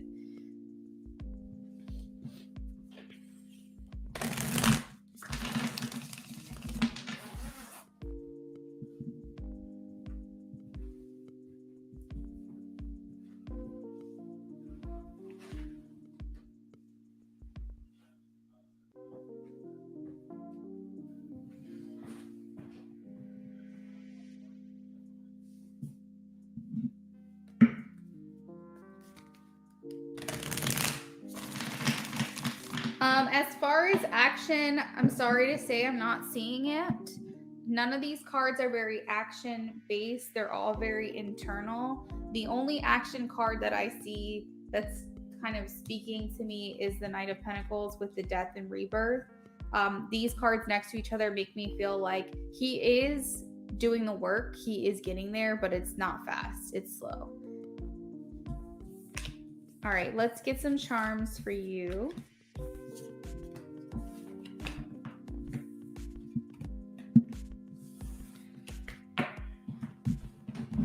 See what comes through for y'all's connection. Not do the opposite, but I understand he needs to focus on himself. Yeah. All right, I'm going to mute this because the charms are very loud and I don't want to hurt y'all's ears, so just bear with me while I do this.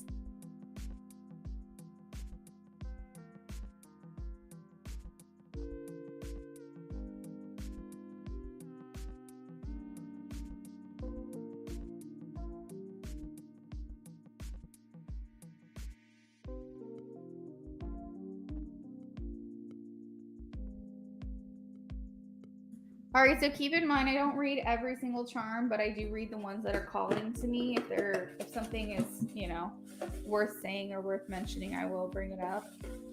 But I think I'm going to get a lot of good information here.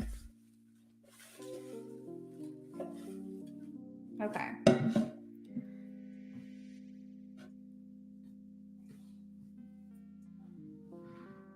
I'm going to take this off the screen as well, so that way you can see a little bit better.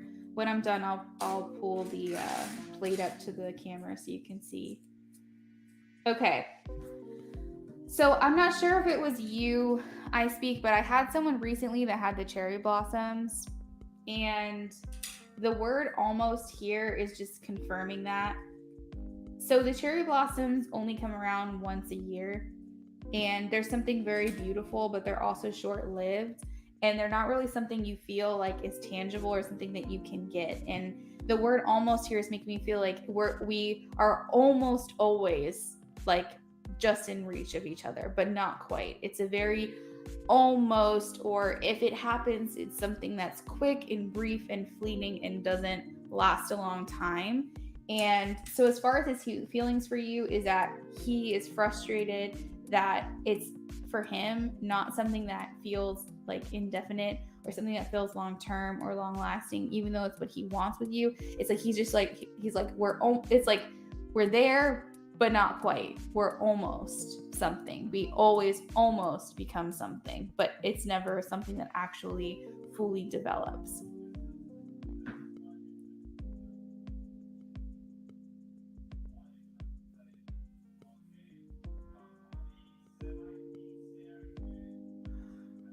Tarsum says, I want to share Tom Cruise's quote in the chat. Nothing ends nicely, and that's why it ends. That's why I always move on quickly. Yeah, there's some people out there that are like that,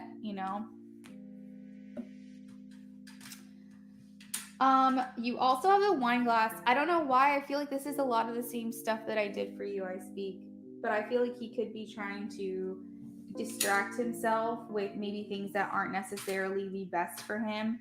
When I said that you were like wifey, like he's seeing you as the ring. He's seeing you as the commitment, the Four of Wands, even though he knows that that's not where you guys are at technically at this time.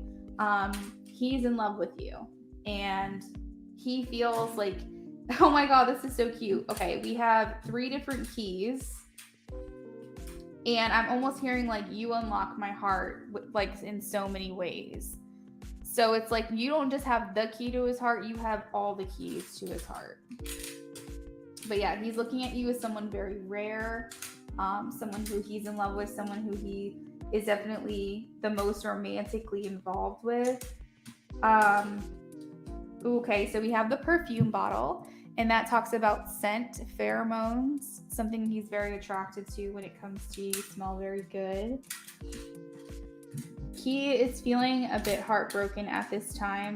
The lightning and the heart for me together is making me feel like he is doing the necessary work, but it's almost like his world and his perception and his view of things has been very skewed all this time, and like he's really trying to undergo like this growth process.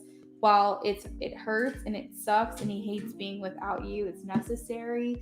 He is trying to find balance. This also says charming. I don't know why, but I heard like if y'all have a kid together, you would name them Charming or Charm or something like that. Like this is literal charms, but it's like I don't know. I just heard like maybe he has names for y'all's kids already planned out, or like he already knows what he wants, or you guys maybe have discussed it or something.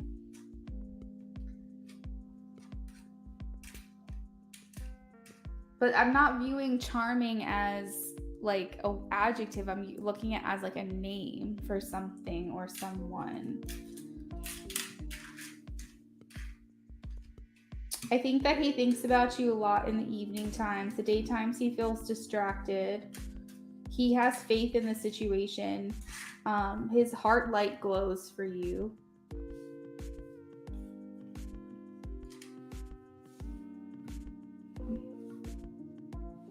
Okay, so we have words like secret, almost, resist, should've, would've, could've. But maybe he feels like he does tend to lean towards more self-destruction or self-sabotage.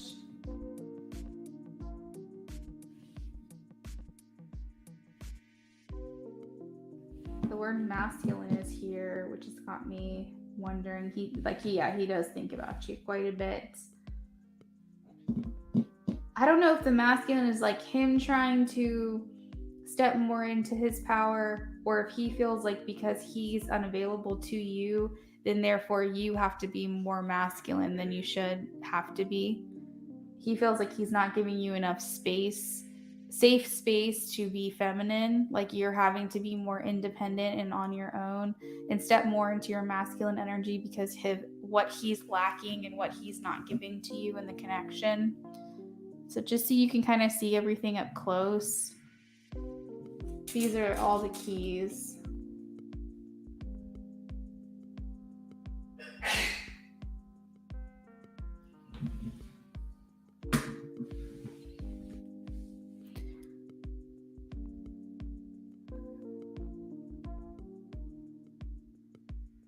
So he said he told me once he finishes focusing on him, he wants me and is sure of that.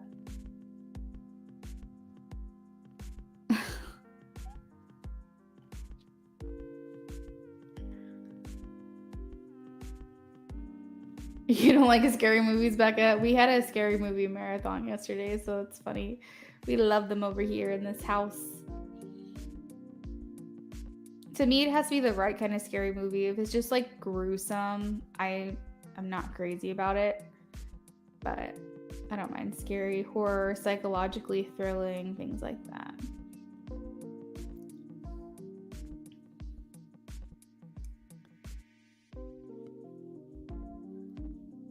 Okay.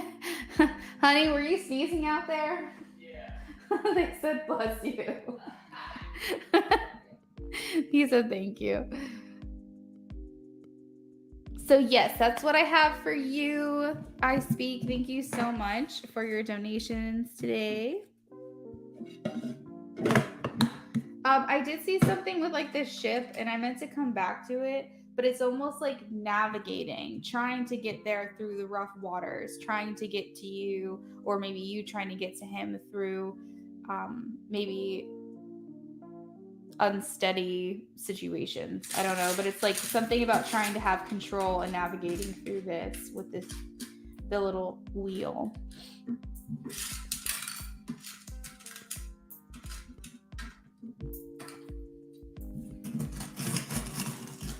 He has love for you, I speak, that's for sure.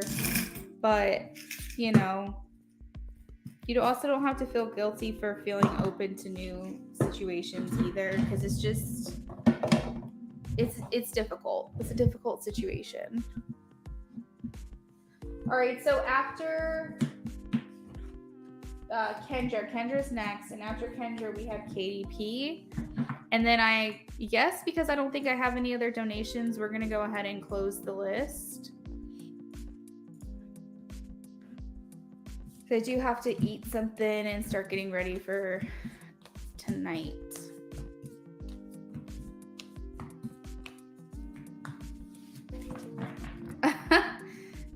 Hey, I'm all for it. Go for it, I speak. Is Kendra still in here? Not Kendra. Sorry, Katie. Is Katie still in here? Katie, if you're ready, you can also, I have your first question, but you can post your second question too whenever you're ready. Unless you don't have one. You don't have to claim your BOGO question, but it's up to you.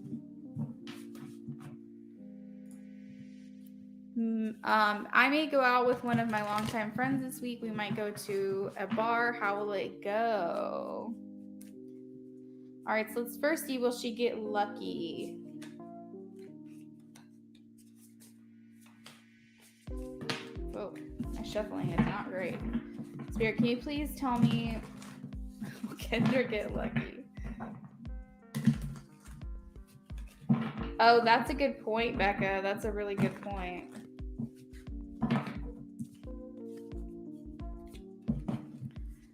Will she get lucky? Please show me a yes or a no for Kendra.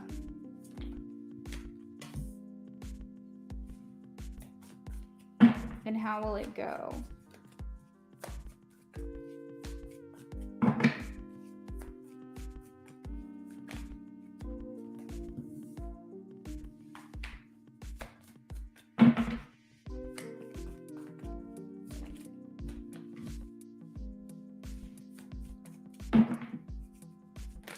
So I hear this friend saying, I'm down if you're down. Like, if you want to, I want to.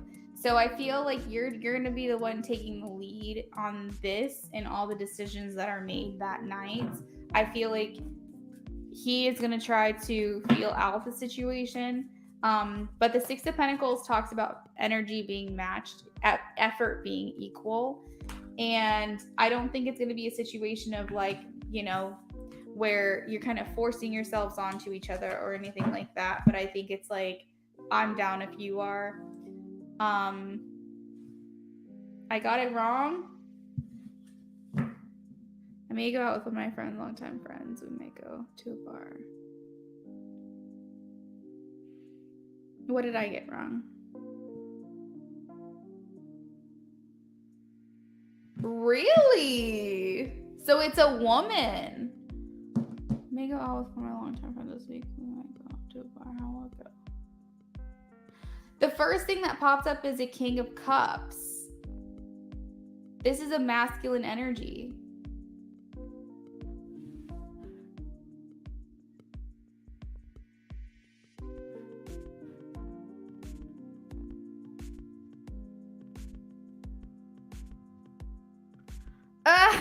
Kendra, yeah, I feel like you are. There's a King of Cups here. Like I said, there's a masculine energy in this reading. And so if you're talking about going out with your friend who is not a masculine energy, there's still a masculine here for you. Katie's over here just as confused as I am, but that's okay because we still have the correct cards for the reading. I'm confident in that. Well, Kendra, you never know. No, I'm just kidding.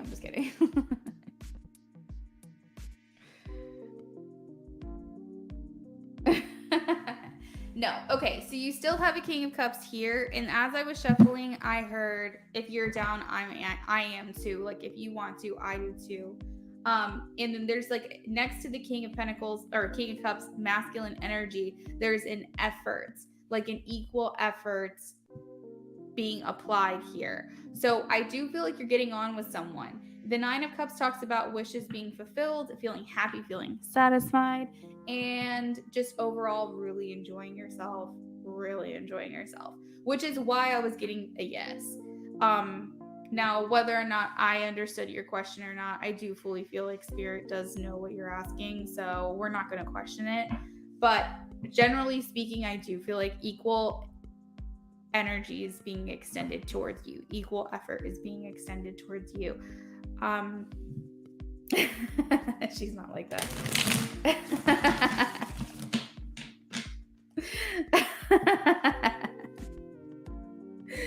Oh my god. But that's literally what it means. Becca, you're cracking me up. This could be something that's not long term though, which you might be okay with, Kendra. It may be someone who, you know, you kind of meet, maybe decide another time to get together, y'all hook up, and then like that's it. Nothing here feels like very official or very committed.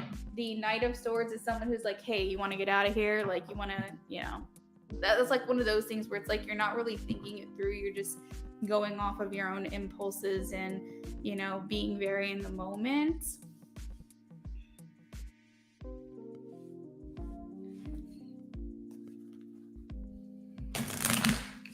I have advice for you, Kendra.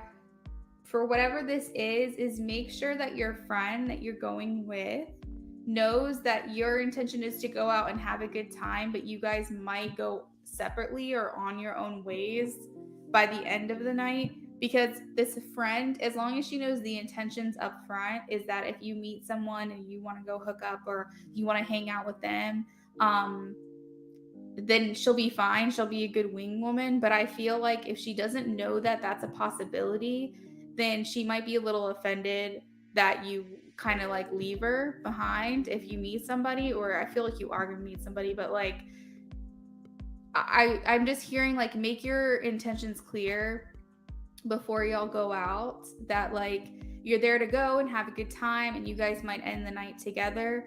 But if there is someone else that she meets even, or you meet or whatever, that there's that open possibility that you guys are not going to be spending the whole night together. Yeah, she seems super chill, but I just thought like, because the Seven of Cups shows kind of someone like a little bit like hesitant, like, oh, I don't know, should I, or what do I do, or I have all these options, I'm not really sure which way to go. So it's like no feelings aren't hurt and everything's very upfront and understanding. Like she just knows, you know, because I feel like she's gonna be fine with that. But if she thinks like, oh, it's just gonna be a girls' night out, and then you end up meeting someone, now she's gonna cock block you. But I just feel like she might be like a little bit she might feel a certain type of way about it if she doesn't know that that's kind of like a possibility. I just wouldn't want like any conflict coming between you guys. So the wheel literally talks about completion, if you know what I mean. That is why I'm getting a yes. That is why I feel like you are going to meet someone that you are going to hook up with. Whether it's going to be that night or near future after that, not sure, but it feels like you're meeting somebody. And there's a lot of things that have to do with like satisfaction, pleasure, completion, that kind of thing, which is why I said the cards don't ever lie. Even me as a reader, I feel like spirit kind of knows where you're going with that. So maybe if I misunderstood, I don't think this is an accident here. Let's see.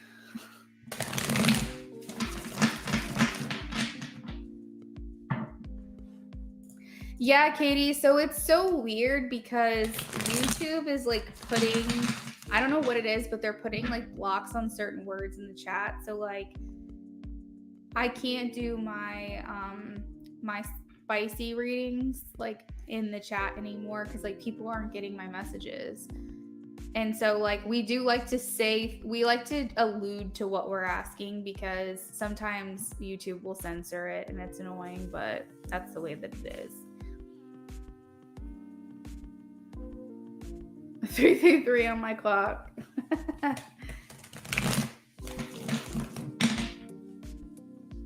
Y'all are so funny. But like I said, it doesn't feel long term. It doesn't feel like necessarily a romantic connection, like where y'all are committing to one another or wanting to take things to the next level. It feels very casual.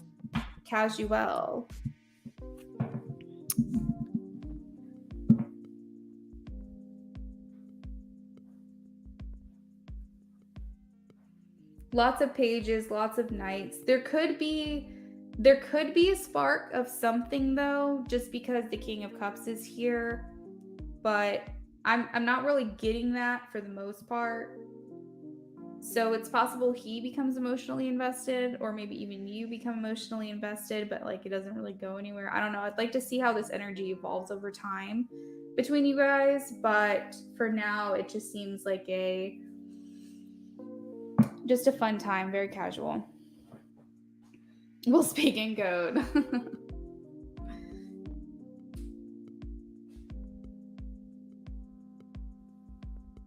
He feels young. I don't know. I know that I'm seeing gray hair here, but he feels young. I know that you're young too, Kendra, but I feel like he's like your age. He could be slightly older, but it wouldn't be by much. It'd be like a year or two. I'm getting like very charming, very suave.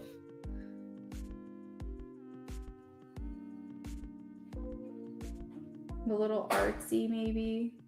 Like he may say things and you're just like, what? What are you saying? But he's like kind of eccentric. It just seems like fun.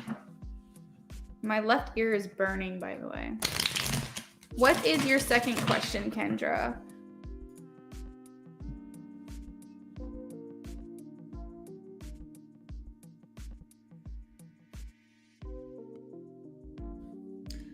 Katie, I have your first question, but I don't know if I missed it. I was telling you that if you know what your second question is, if you want to post it, you can, and I'll set it aside. But if you don't know what it is yet, that's okay. We can wait. And if you posted it, I totally missed it.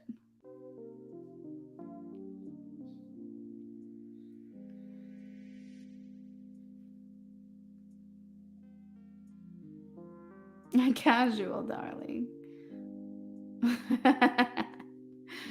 Katie in here with all the emoji symbols. That's so funny.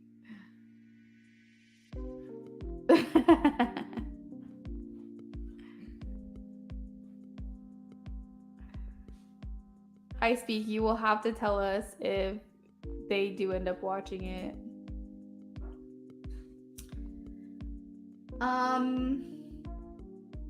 I'm not getting any deets on that, Kendra. No deets. I'm only getting specific things a little bit visually.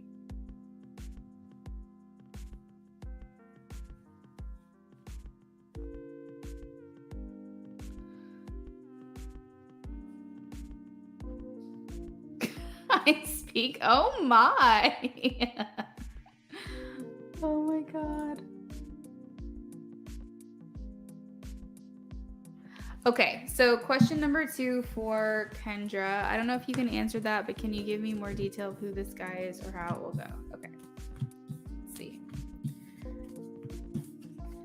After Kendra, we are going to work on Katie, and then I'm going to go ahead and hop off of here for the day. I should be back tomorrow. That's so funny. I know YouTube is censoring so much. Oh shoot, I put it on the screen. Oh, I'm just clicking away over here. That's funny. Okay. So give me some more detail, please, Spirit, about who this person is. Ooh, he's mysterious. He's gonna match that mystery thing you've got going on, Kendra. I heard longer hair. Like in the last reading, like he's not very buttoned up. Like he's not very like clean. Like he might be clean, you know what I mean? But I'm just saying like visually he's more like artsy. He might have a little bit of scruff. He could have like more like a little bit longer hair. Like basically he doesn't look like he just got a haircut, and he's not like clean shaven and like dressed to the nines. Like he seems more laid back.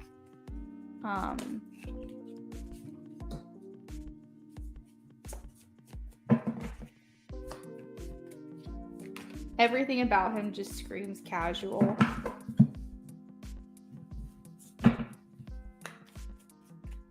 Oh, that's your type. Okay. Yeah, not preppy.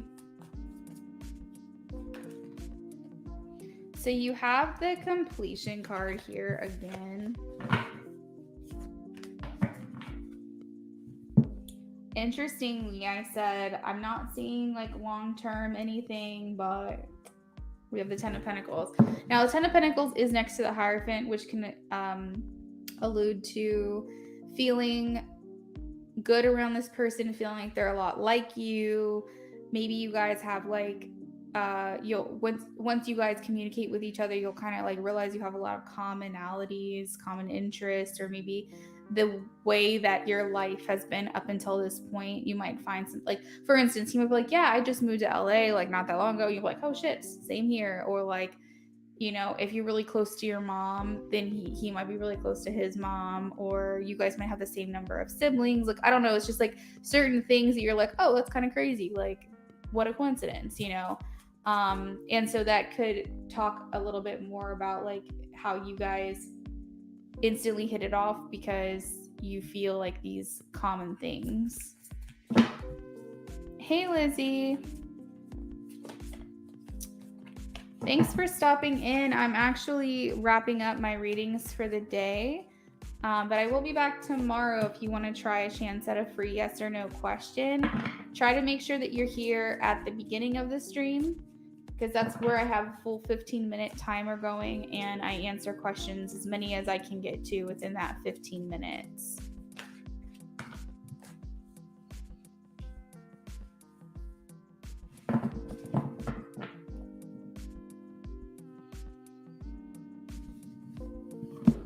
It's so weird because I accidentally started to say King of Pentacles in the last reading, and then look at what shows up at the bottom of the deck. A lot of these same cards in the King of Pentacles. Ooh, the Empress is here as well.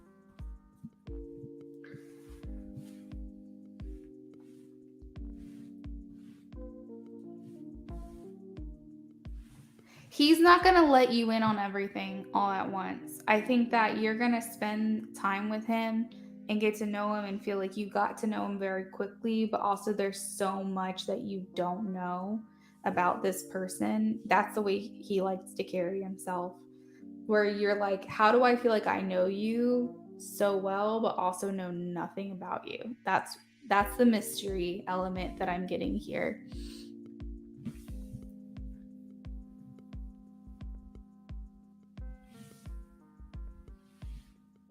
What does pomegranate represent? I'm going to look that up because I'm seeing pomegranate.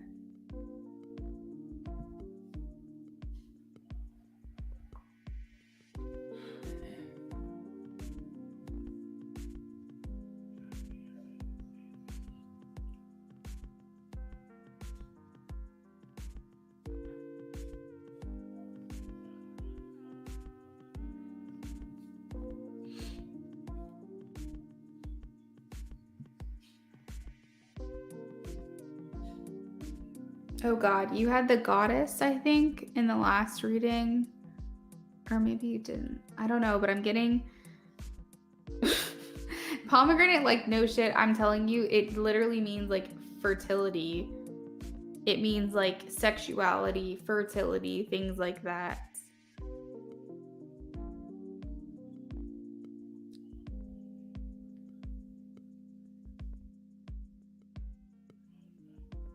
So maybe you're onto something with the whole kitty.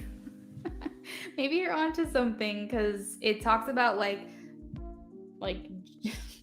juices and like fruitfulness and fertility and sensuality and sexuality, and I'm getting a lot of that in this reading right now.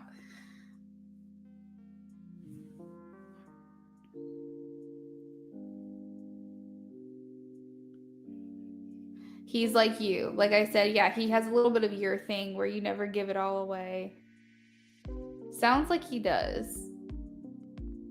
You like laid back guys, not stuck up. You're like, no D-bags for me.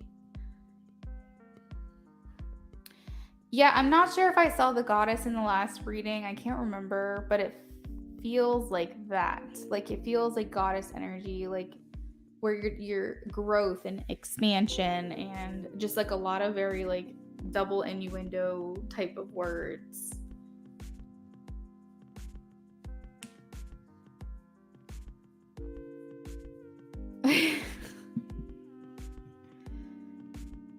Yeah, I'm getting like an artsy vibe. This person could have tattoos.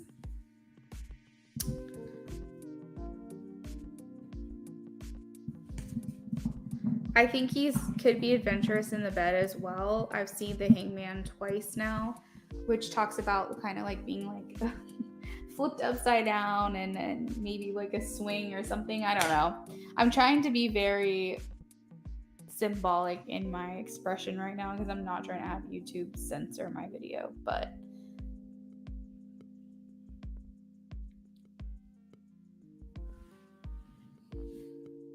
so this is the only thing that's giving me eggplant information. And it's risen. The Hierophant looks very happy here. So this is eggplant imagery. I'm saying I feel like it's good. I feel like you're going to like it because the Hierophant talks about compatibility, things that you like and that you get on well with. So I feel like you're going to be happy.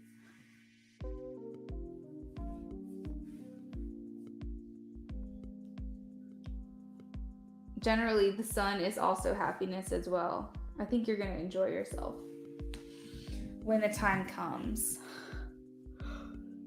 So keep your eye out. If you see any like artsy types, a little bit of scruff, not super, super buttoned up, like if they, are kind of like chill, kind of casual, they kind of catch your eye, definitely keep an eye out when you guys go. Yeah, longer hair and tats. Yeah, a little bit of facial hair, probably. I'm not saying like a beard, but I'm seeing like scruff. Maybe like a mustache. I remember him being like your age, so he's around your age. If he's older, it's only by like a year or two. Like I feel like he's still very young, definitely in his 20s for sure.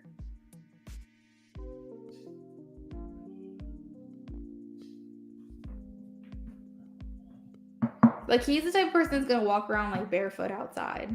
Like he doesn't fuck with shoes. Like he doesn't like shoes.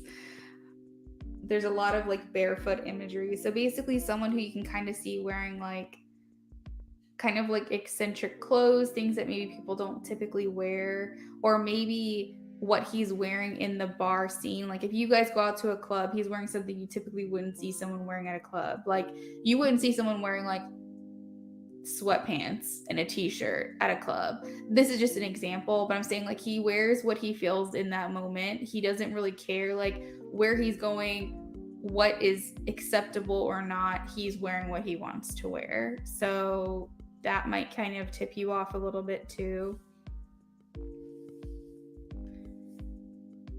I feel like you might be approaching him, Kendra. I don't feel like it's not going to be a non-invited approach though. Like I feel like you guys might make eyes at each other or kind of like have a few stolen glances and you kind of get the green light. You just kind of know. But I think you might be going up to them. That's probably the extent of your forwardness that would need to happen though. I think he would probably take it from there.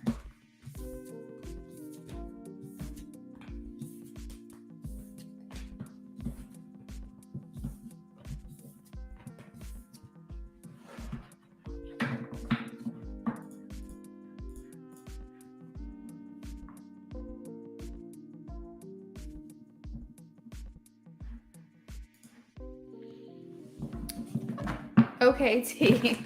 So there you go, girl. You said you're going out this weekend? Yeah. No, that makes a lot of sense.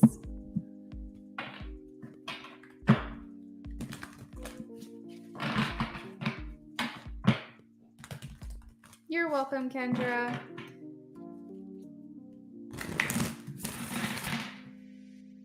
Okay. Well, have fun. I feel like your radar is going to be like on high alert now. I love it though. Okay, so Katie, advice on what should my attitude and actions be towards Jordan?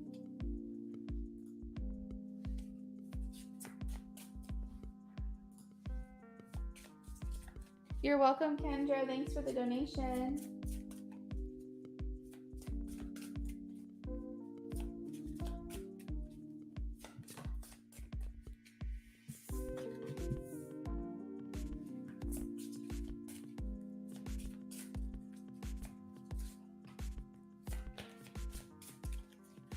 All right, so the first card to come out says that I know that I cannot change the past. That's what I'm focusing on. So when it comes to your actions and attitude towards Jordan, it seems like you guys have been through some things. Not exactly sure what, but Spirit is kind of saying like you can't really change what has already happened. And to that, it makes me feel like nothing is really going to change from here on out. At least right now with the way things are.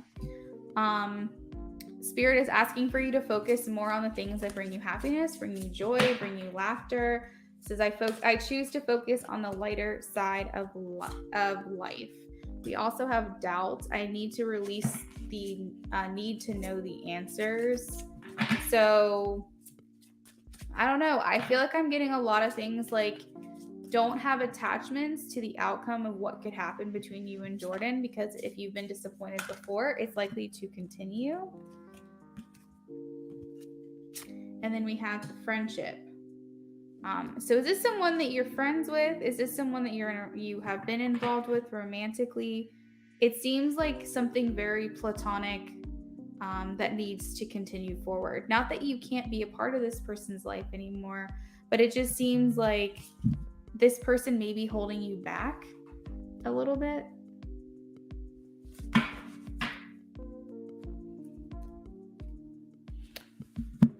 We also at the bottom of the deck have blame, surrender, and death. Okay. So in order for you to have health, you need to probably just release some things of the past. It says, I'm learning that endings are merely beginnings.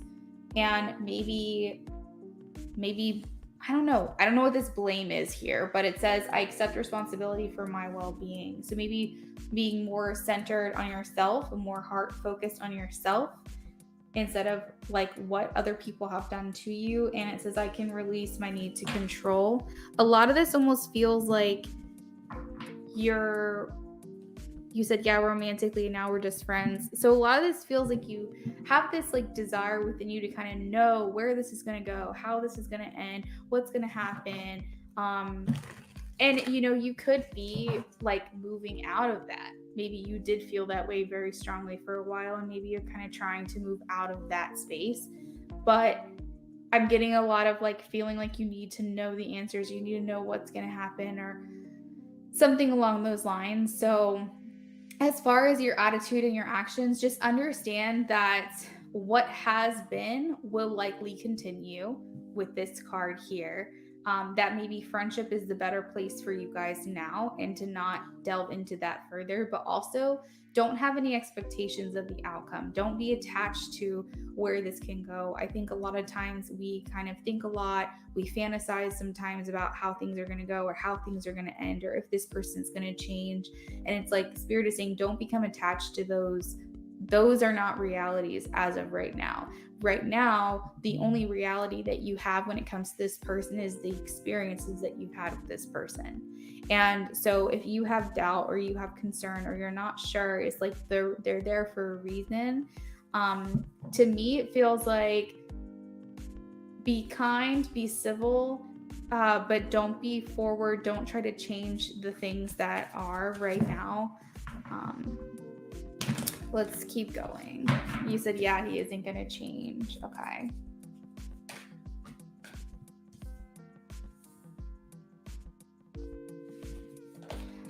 I feel like there's some things that, well, now I'm feeling halted. I feel like Spirit's muting me because I was about to say something and they're like, no, don't say it. Do you feel, Katie, that there's been some things that you felt like you expressed that weren't really heard, or you don't feel like they were really acknowledged, or that you feel like there's still some things that you want to say that you want to be acknowledged? Because there's something here about speaking, something here about the throat chakra where you either said it and it wasn't acknowledged, or you feel like there's still some things you want to get off your chest so they can be heard, or maybe a little bit of both, but it's like something of like speaking or communicating something, but like you feel like it needs to be, or it wasn't the right time to communicate those things, or you need it to be the right time. Overall, I'm getting that. Oh, we even have another card here, friendship. So yeah, I'm getting a lot of, be there for this person, but keep your distance when it comes to how much you involve your emotions, because the Ten of Swords is here, which talks about feeling betrayed and or defeated in a situation where you feel like, something's got to give. Like you might even feel hurt by the way some things have transpired.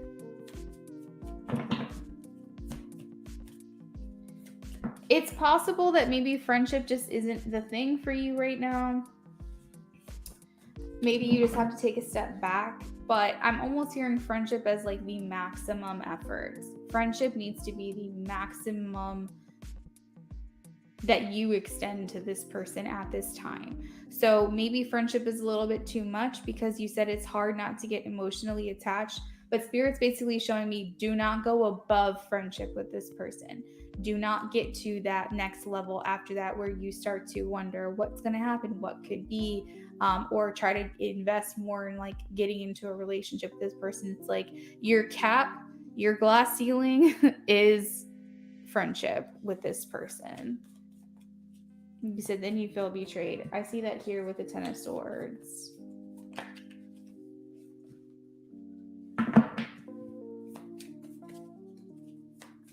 Thanks, Kendra.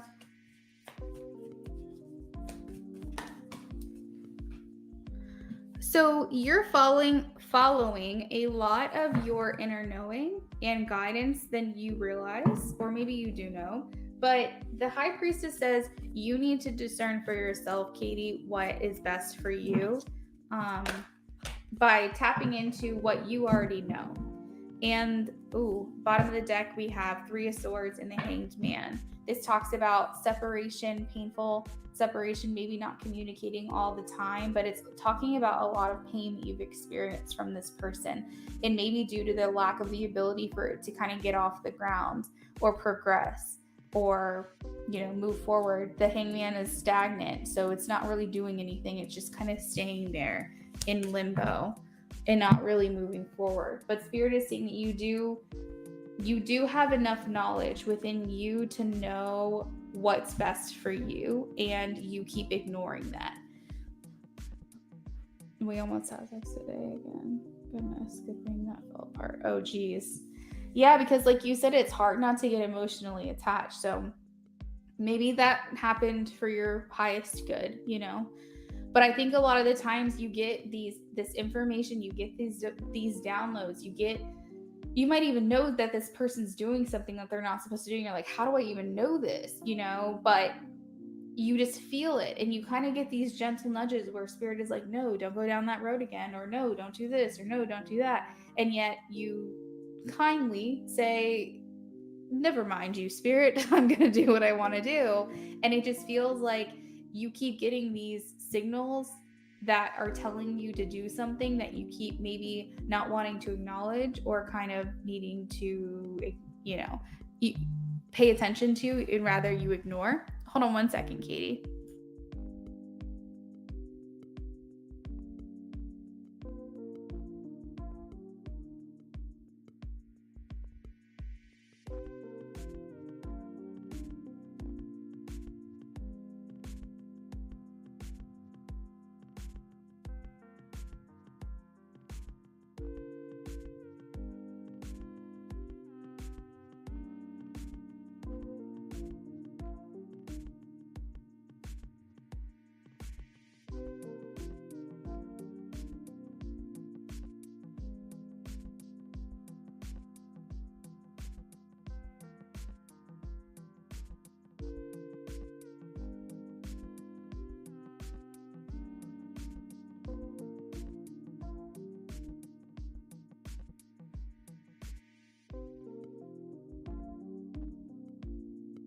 Okay.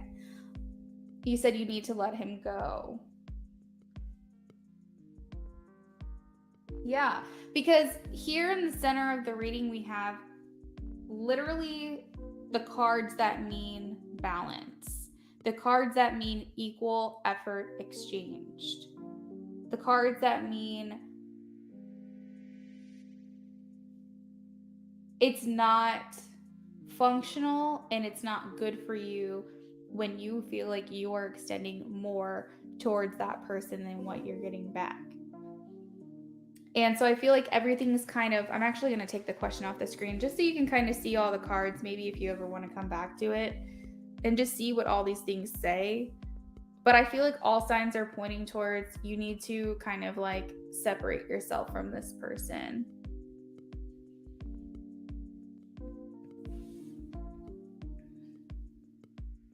You might lose him.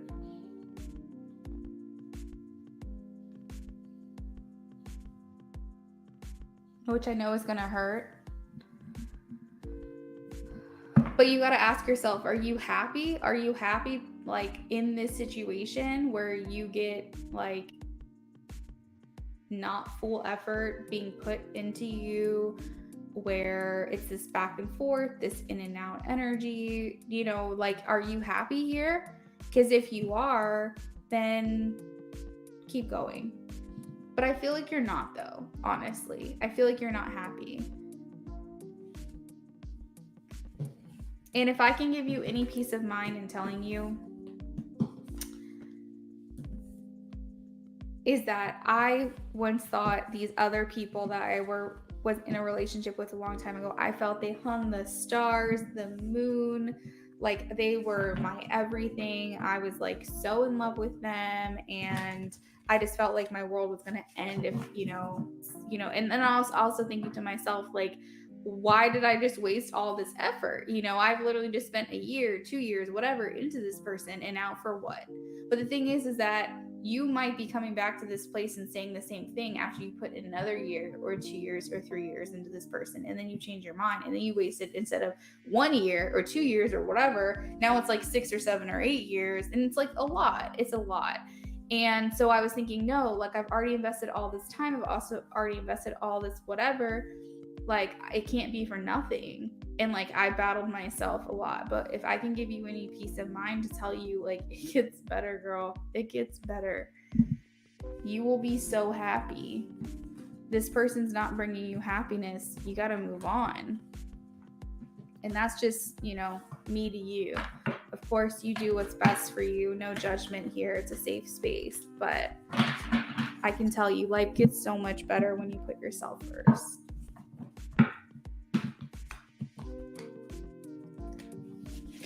All right, so let's do your second question here, and then I am going to wrap up for the day. Anyone else still in here just hanging out?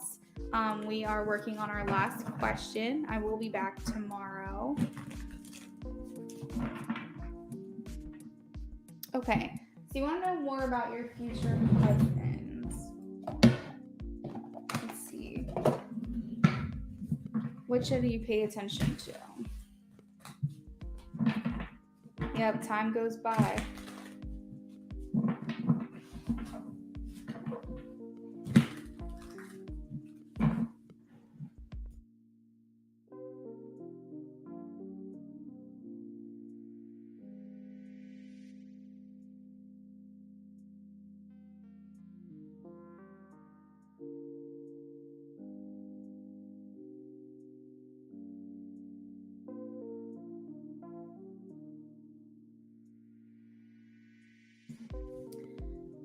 Let's look into something happy. Okay, so future husband details. What should Katie pay attention to? Who is this person?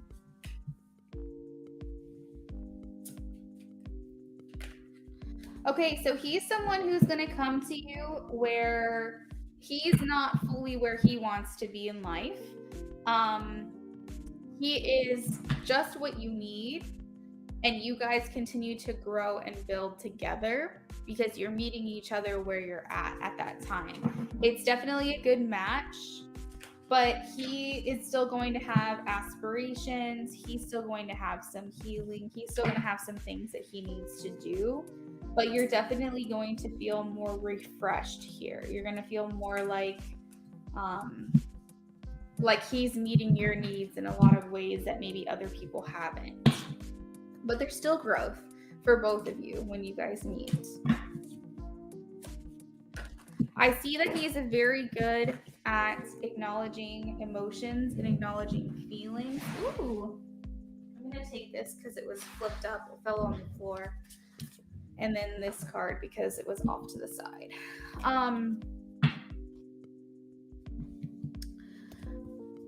I feel like he's very good at communicating emotions. As I'm looking over at this deck, we have the Ace of Cups here at the bottom as well, which I think is like a little message for you of love and emotions and happiness.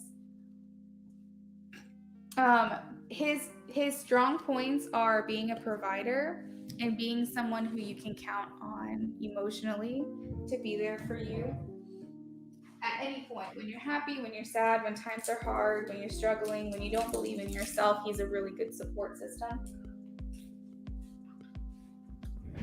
The King of Cups is very generous too, so he'll be generous in all areas of life.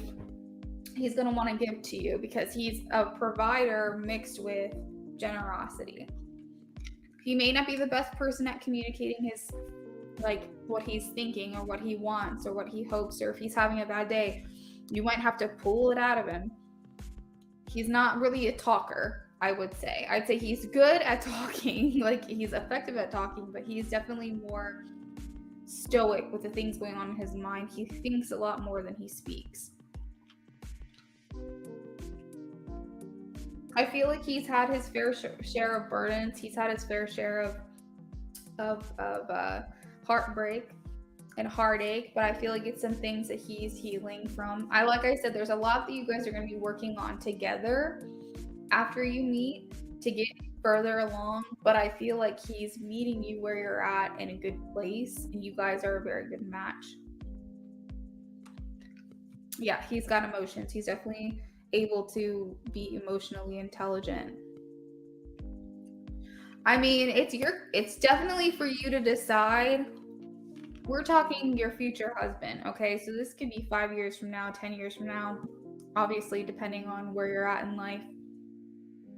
But it could be that person, or it could not be. It just really all depends. To me, it feels like you're meeting them at a place where they're giving you things that you haven't had before, and they're acting in the relationship in ways that you're not used to that are beneficial for you and healthy for you. So it's not ringing any bells for me that this is someone who you already know. However, it could be. You do have the Three of Swords here, which was, I think, in your last reading. And this does talk about you guys have been through your fair share of turmoil and heartache and disappointment in relationships. The Lovers is here, which talks about high-level soul compatibility. Like, some people view this as soulmates or twin flames or soul ties, and it feels very nice. I feel like this person would rather the weight be on their shoulders than on yours. I feel like they like to internalize their responsibility, and they probably feel more responsible for you and them and the life that you share together. And they probably try not to burden you as well. But I feel like they are driven, they are determined, they have direction, a sense of direction of what they want in their life. So I feel like they would make their intentions clear. They're not very good at being in the present, though. I will say they're very much thinking about the future. What's next? What's next? What's next? What's next? What's next? So you might, as their partner, have to communicate with them and bring them kind of back down to the present moment, where if y'all are on a walk, they're worried about the destination. They're worried about what's going to happen when they come home from the walk. You know, they're not there in the moment for the walk itself. So you as their partner might have to bring them back down to earth a little bit and like express them how important it is to be present, how to capture those memories because they're going to be gone. He thinks a lot more in the future, which is not a bad thing. It's definitely good to have someone who's proactive and prepared and things like that. But sometimes I feel like they can miss out on life. So that's this kind of person. They're very romantic. I am getting facial hair, like a chin strap, goatee, maybe a beard. I'm getting that they wear hats a lot. Almost like baseball caps, like snapbacks. I don't know, but it's like they like hats. It's like a part of them and who they are. They feel powerful. They feel dominant.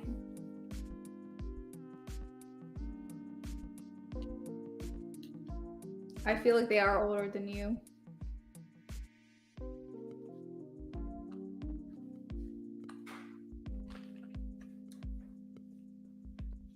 Yeah, so that's the most I'm getting right now. But I think that's still a good place to start. I like all these, like, I like that. Yay, hey. I like older men. Good, good, good.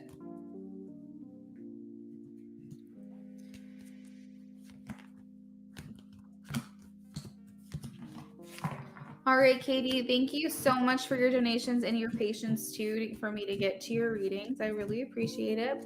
I don't normally rush off like this, but I do have to go. I got to get ready. I got things to do. So you guys have a lovely rest of your evening, and I will be back sometime tomorrow. You'll see me then. Kendra, thanks for your help too in the chat today. I'll see you guys later.